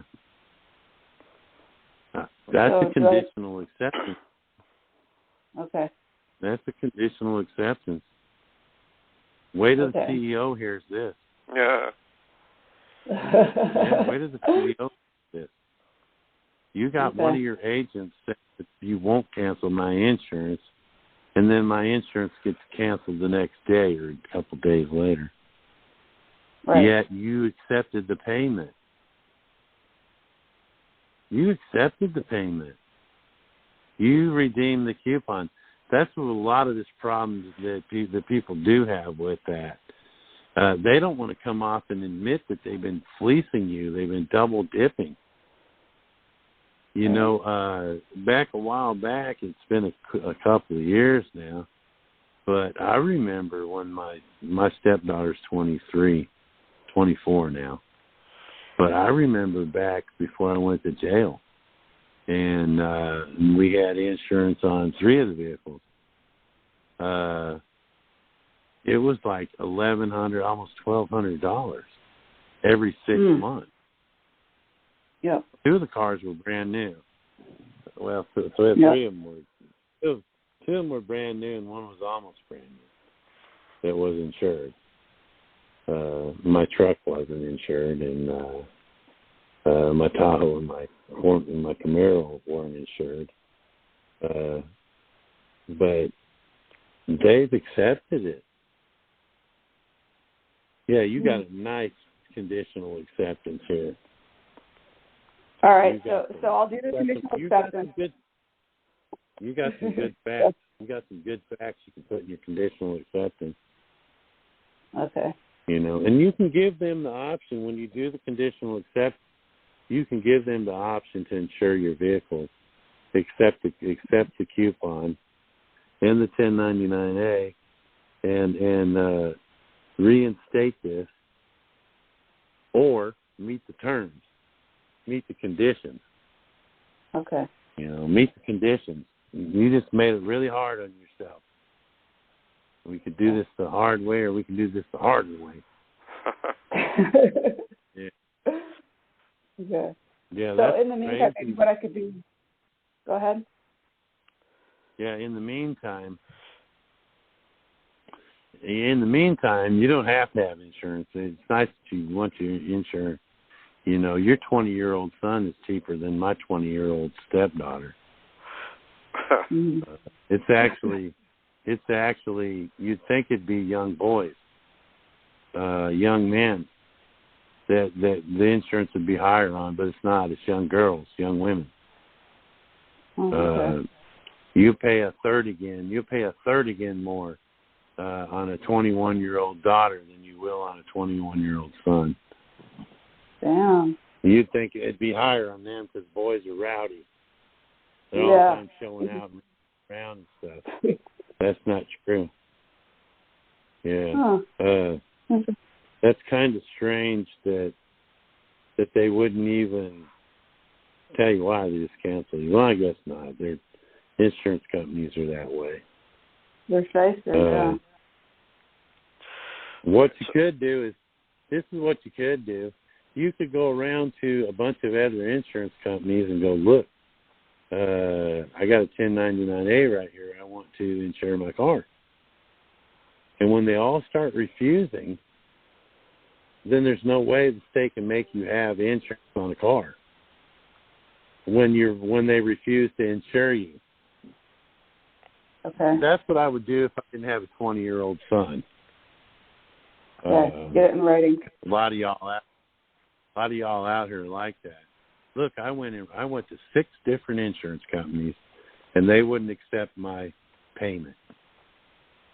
If I can't get an insurance company to accept my payment, then I can't be made to have insurance.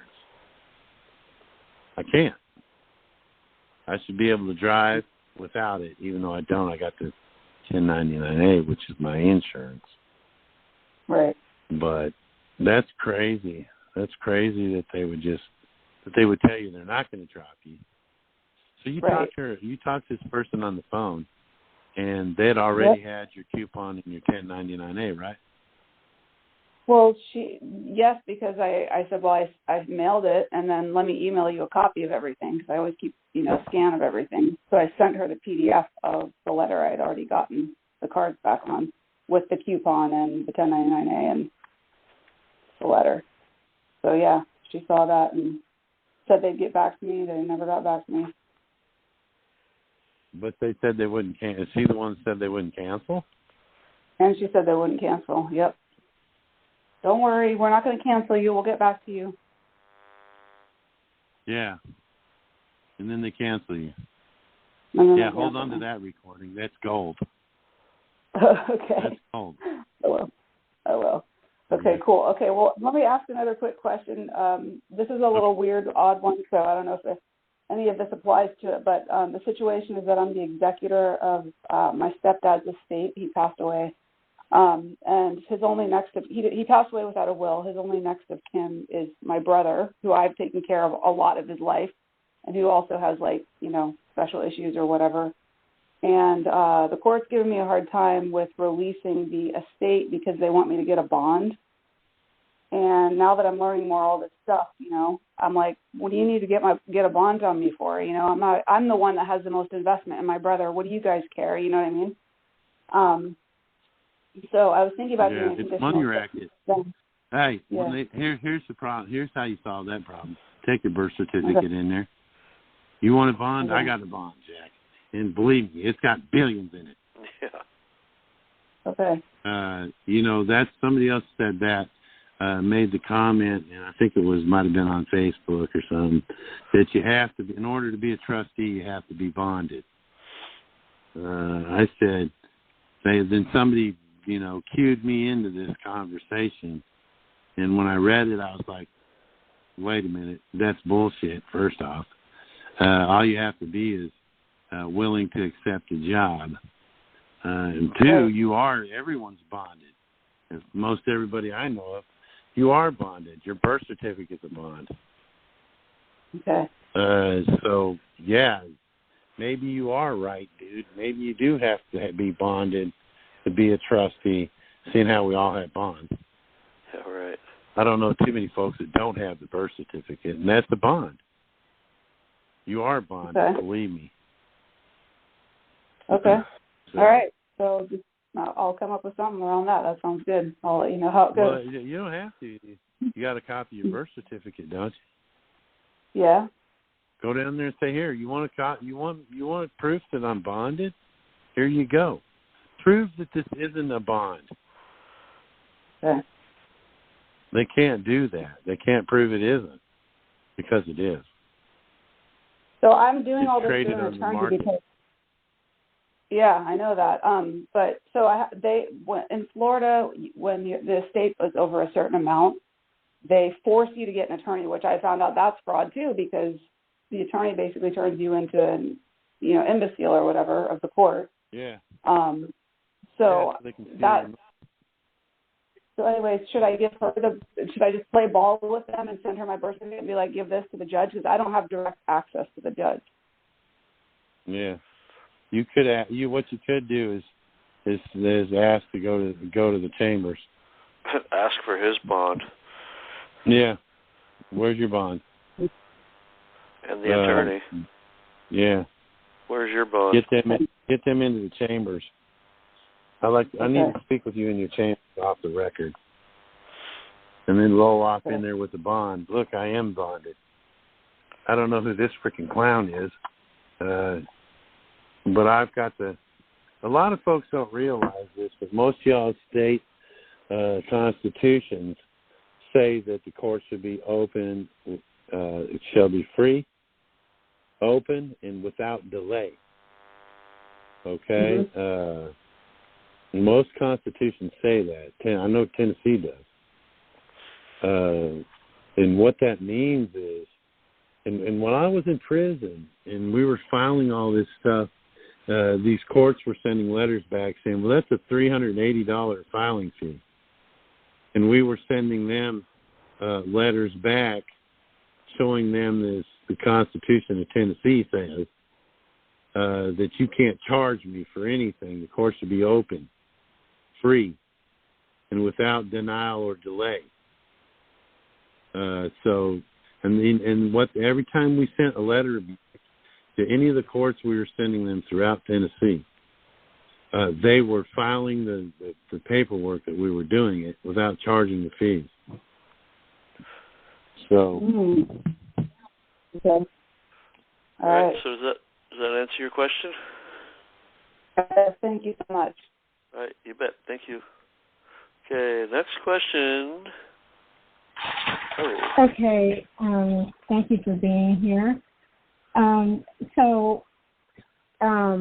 I have shut off notice, and I'm ready to discuss, and I'm little by little trying to get up to speed. But I'm going to, when I go to an aid agency when I go to an aid agency for help, actually they're drawing on my trust account. Is that right? That's right. Okay. Taxes don't pay for anything. So whenever you go to one of these places for any kind of assistance, it's coming straight from your trust. The PPP loans that they were giving out for COVID, those were coming straight from your trust. This money that everybody was getting, this free money that they think was free, that money was coming from your trust. How do you know? Because it didn't come from taxes. It can't. They don't collect enough taxes to pay everybody out like that. Well, besides that, the Grace Commission says that not one penny of taxes paid goes to provide any services. It all covers waste. Yeah, it's not even. So I have that been out. Doesn't even cover the interest on the national debt. This money is coming from your trust, y'all. Every bit of it. It wasn't free money they were giving away. It was your money they're giving away. Earned income credit. Guess whose money that is? That's your children's money. They're giving you your children's money from their trust. That's how this is working, man. Why? because Public Law 73-10 says all debts are public and private are paid for. Okay, so instead of going to an agency, as I've been listening to these calls, I can do a 1099-A for, say, the gas bill and the water bill, the electric bill. How you want to do correct? those? Yeah, this should work this way. I wouldn't do it every month. I would do it for the whole year. I would call. Well, I could let it accumulate like it has right now, and do it for the total right now. Am I thinking right or not? Yeah, absolutely. Yeah, you could do that you could let that build up till they're about to disconnect you, and then send them a 1099-A. What I would do is I would say, call down the power company and say, look, man, I know I owe you 3 months of, they don't do that in our county. You go 5 days past your bill, they'll come cut you off. They were doing that, my friend, during the cut bill, cutting people's salary off. They were doing it anyway. That's where I live. They're corrupt as crazy corrupt. Well, in case anybody else is where I am, I'm in Kansas City, Missouri. So that's how it is here. Yeah, they will flat cut you off. But what you do is you go to the power company and say, look, I want to get on a fixed payment. I want to get on a fixed payment, a monthly fixed payment. And then once they figure that out for you, multiply it by 12 and give them a 1099-A for the whole year. Oh, there you go. Okay. You could do this instead of hassling with it, because they would take it. They would take it. If I went down there right now and said I want on a fixed billing, and they said, okay, according to your power usage over the last year, your average bill would be $175. I would multiply that by 12 and say, here you go. And if I took that kind of money, cash, down there, and added it all up like that, and said, I want to pay it for the whole year, believe me, they would have swooped it right up out of my hand. They should be able to do the same thing with the 1099-A. Okay, so maybe that's... Go ahead. I said, imagine. Okay, so in this situation, I can ask them, instead of just paying off what it is now, call them and ask them, tell them that, what you just said, that I want to get on fixed payment and I want to catch this all up, et cetera. And then when they give me the figure, then I do the 1099-A with them. Yeah. There you go, Trustee Power Company. Go ahead and file this. And then they'll pay for the whole thing. That's the way this is supposed to go. Or it should. Okay. Anybody else out there got any better ideas? That's the way this should be. How else are we going to do this if not by the 1099? Do you know any other tax form that has to do with acquisition of secured property? Or any form for that matter? Are there any forms that the government has to acquisition secured property other than the 1099-A? If there isn't, then the 1099-A is the only thing that you can use to acquire secured property. That's why it's working for a lot of folks, because they know it. It's just a matter of this government figuring out how to make money on it. Believe me, the states are figuring out how to make money on marijuana. They're figuring out how to make money on it. That's why it's legal in the states that it's legal in. And now you got Sales? Congress. The House of Representatives has recently passed a legalization, a federal legalization. They're putting it under the Prison Reform Act, or Prison Recidivism Act. So that they're doing this so that they can release a lot of the marijuana people from prison. They want to free up the prison space in the federal prisons, is why they're saying that they're doing it. But the Senate has to pass it. Once that passes, the president will sign it into law. And at that point, marijuana will be legal throughout the federal government. And they're going to figure out how to see. You got 32 states out here that are getting tax money like crazy off the marijuana industry. You've got people in the marijuana industry that are making money hand over fist but can't put it in the banks. So they're taking it offshore. Right? If the federal government legalizes it, now they get their hands in it. Now the people that are growing marijuana bring their money back to the banks in the United States. And the federal government gets to tax the money in the states that it is legal in. That's the But same. they were controlling the narrative all from the beginning. They made it illegal so they could collect on penalties and imprisonments and all that other stuff out of the stuff. What they've realized is it's more profitable for it to be legal and get tax money off of it than it is to lock people up. That's right. And that's the same thing that's going to happen with this deal here.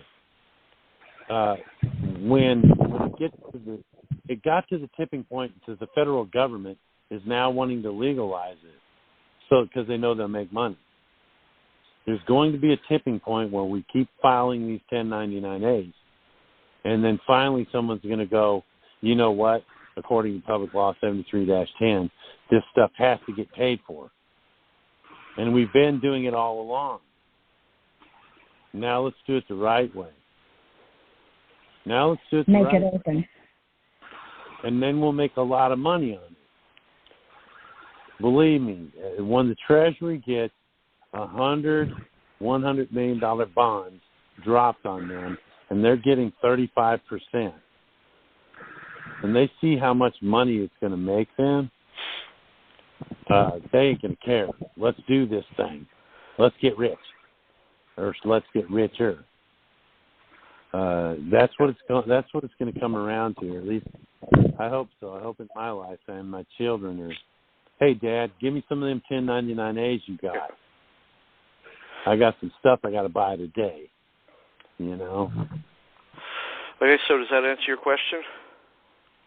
Yes, it does. I'll hold for other questions. Thank you very much. Okay. Final. Hold on. 973, go ahead. Thank you, brothers. Tad and Chris, God bless you guys. Thank you. Sure. Yeah, man. A few questions. I think there might be, one of them is definitely, I think, kind of simple. Real quick, the first one will be, say I have, like, there's some third-party trustee, there's 3 people in this trustee is one of the people. On one of the 1099-As, can there be more than one, borrower or beneficiary, or does it have to be the same person? There can only be one beneficiary per 1099-A. I mean, like on like a sheet where there's 3 of them. Okay. So what you're saying is, can you use? We talked about this last week, I think. Okay, here's the scenario. You're acting as a trustee for your friend Joe, and Joe needs a house, and Joe needs a car, and Joe needs a beach house. You can put each one of those down on each one of those 3 1099-As on your form. But they have to be for Joe. You can't put Joe on one and Susie on the other and Jimmy on the other. Gotcha. You can't do it like that. You got to do all three for the same trust, the same beneficiary. Now, on each one of those, add 5% for your fee. Yeah. Okay. I've definitely heard you Add say 5% to each one of those three, because the trustees got to get paid. True. Thank you. And then on the back, you endorse 3 times, obviously, right? Yeah, on the back side of each one. Okay. Now, when you flip it over to sign it, okay, you're going to be signing on the end that's closest to the perforated dots. Okay, that's a question I get asked a lot. Which end do we sign on? You're going to sign on the end that's closest to the perforated dot. Okay, you mean so they would be underneath. They would be underneath the side that the borrower and the lender's on. They'd be on the underside of that, instead of the other side where they'd be the underside of the amounts. And that's where you sign those at. All 3 of them.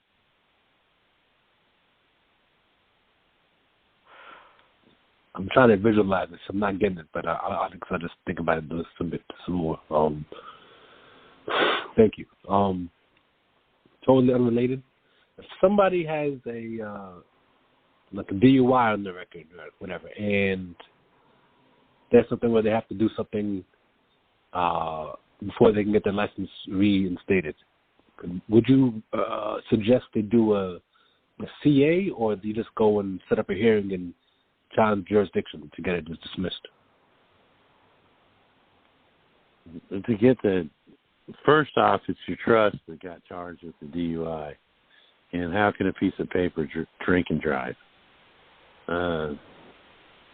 You want to get your license reinstated, but if you think about it, your license was revoked, right, for the DUI.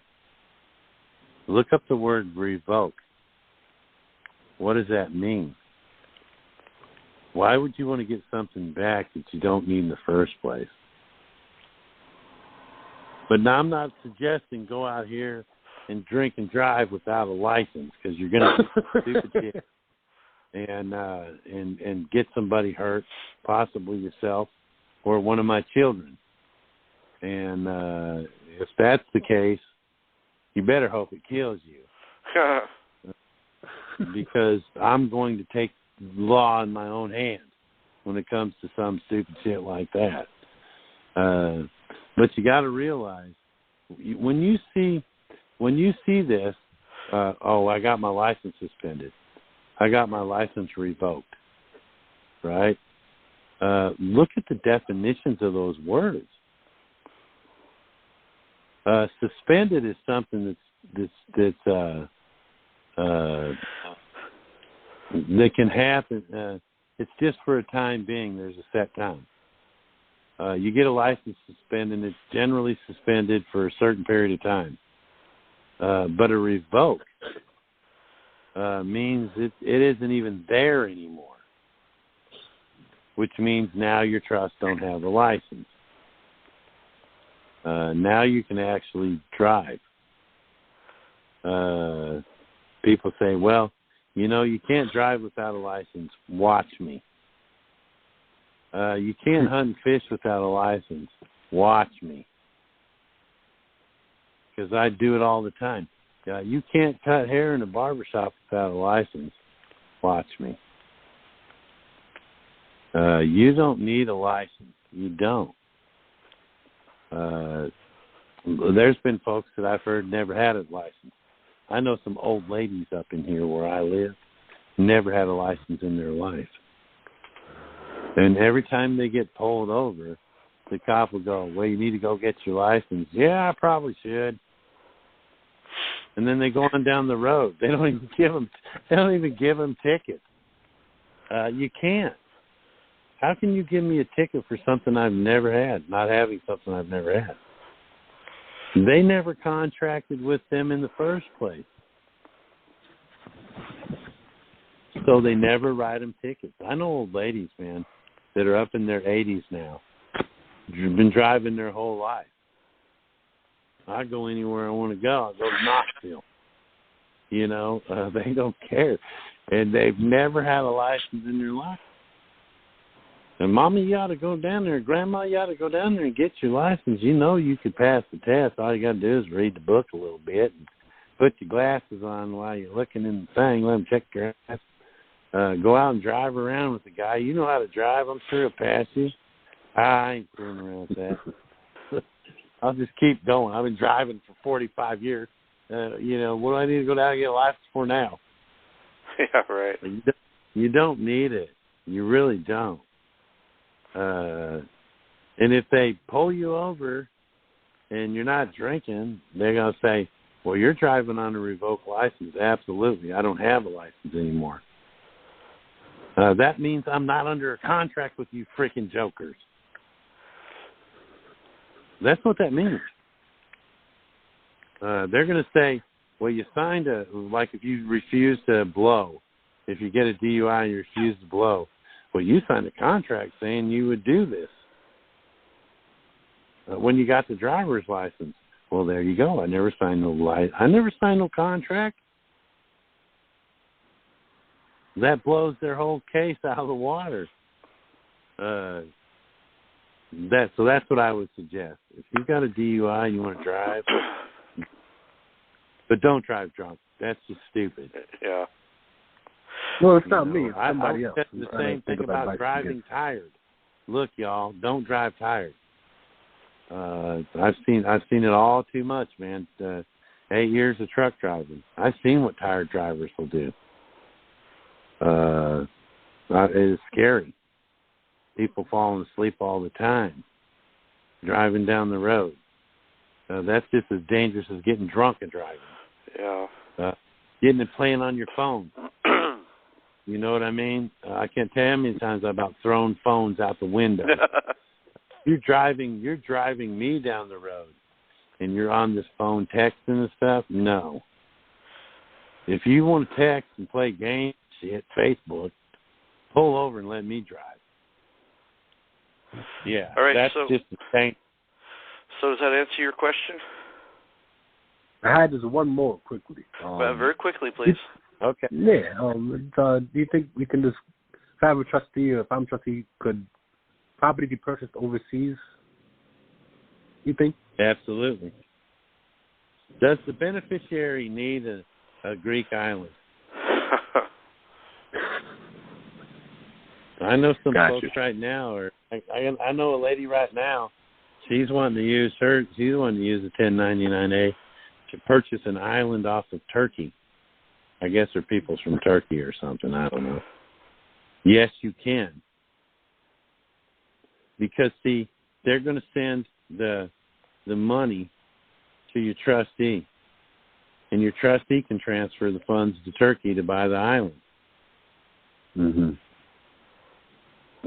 You know, does the beneficiary need an $8,000 Nordhaven yacht? He does. I can go anywhere I want to in that thing. Why couldn't I own property in another country? True indeed. It's about meeting the needs of the beneficiary. Does the trustee think that the beneficiary needs a small island off the coast off the coast of Turkey? Yes, he does. Okay, and get the funds.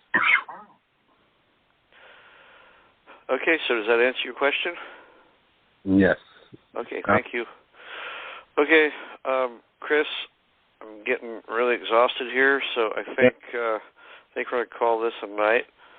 So everybody join our mailing list at youhavetheright.com and consider joining our membership. And thank you very much for being here tonight. Thank you very much.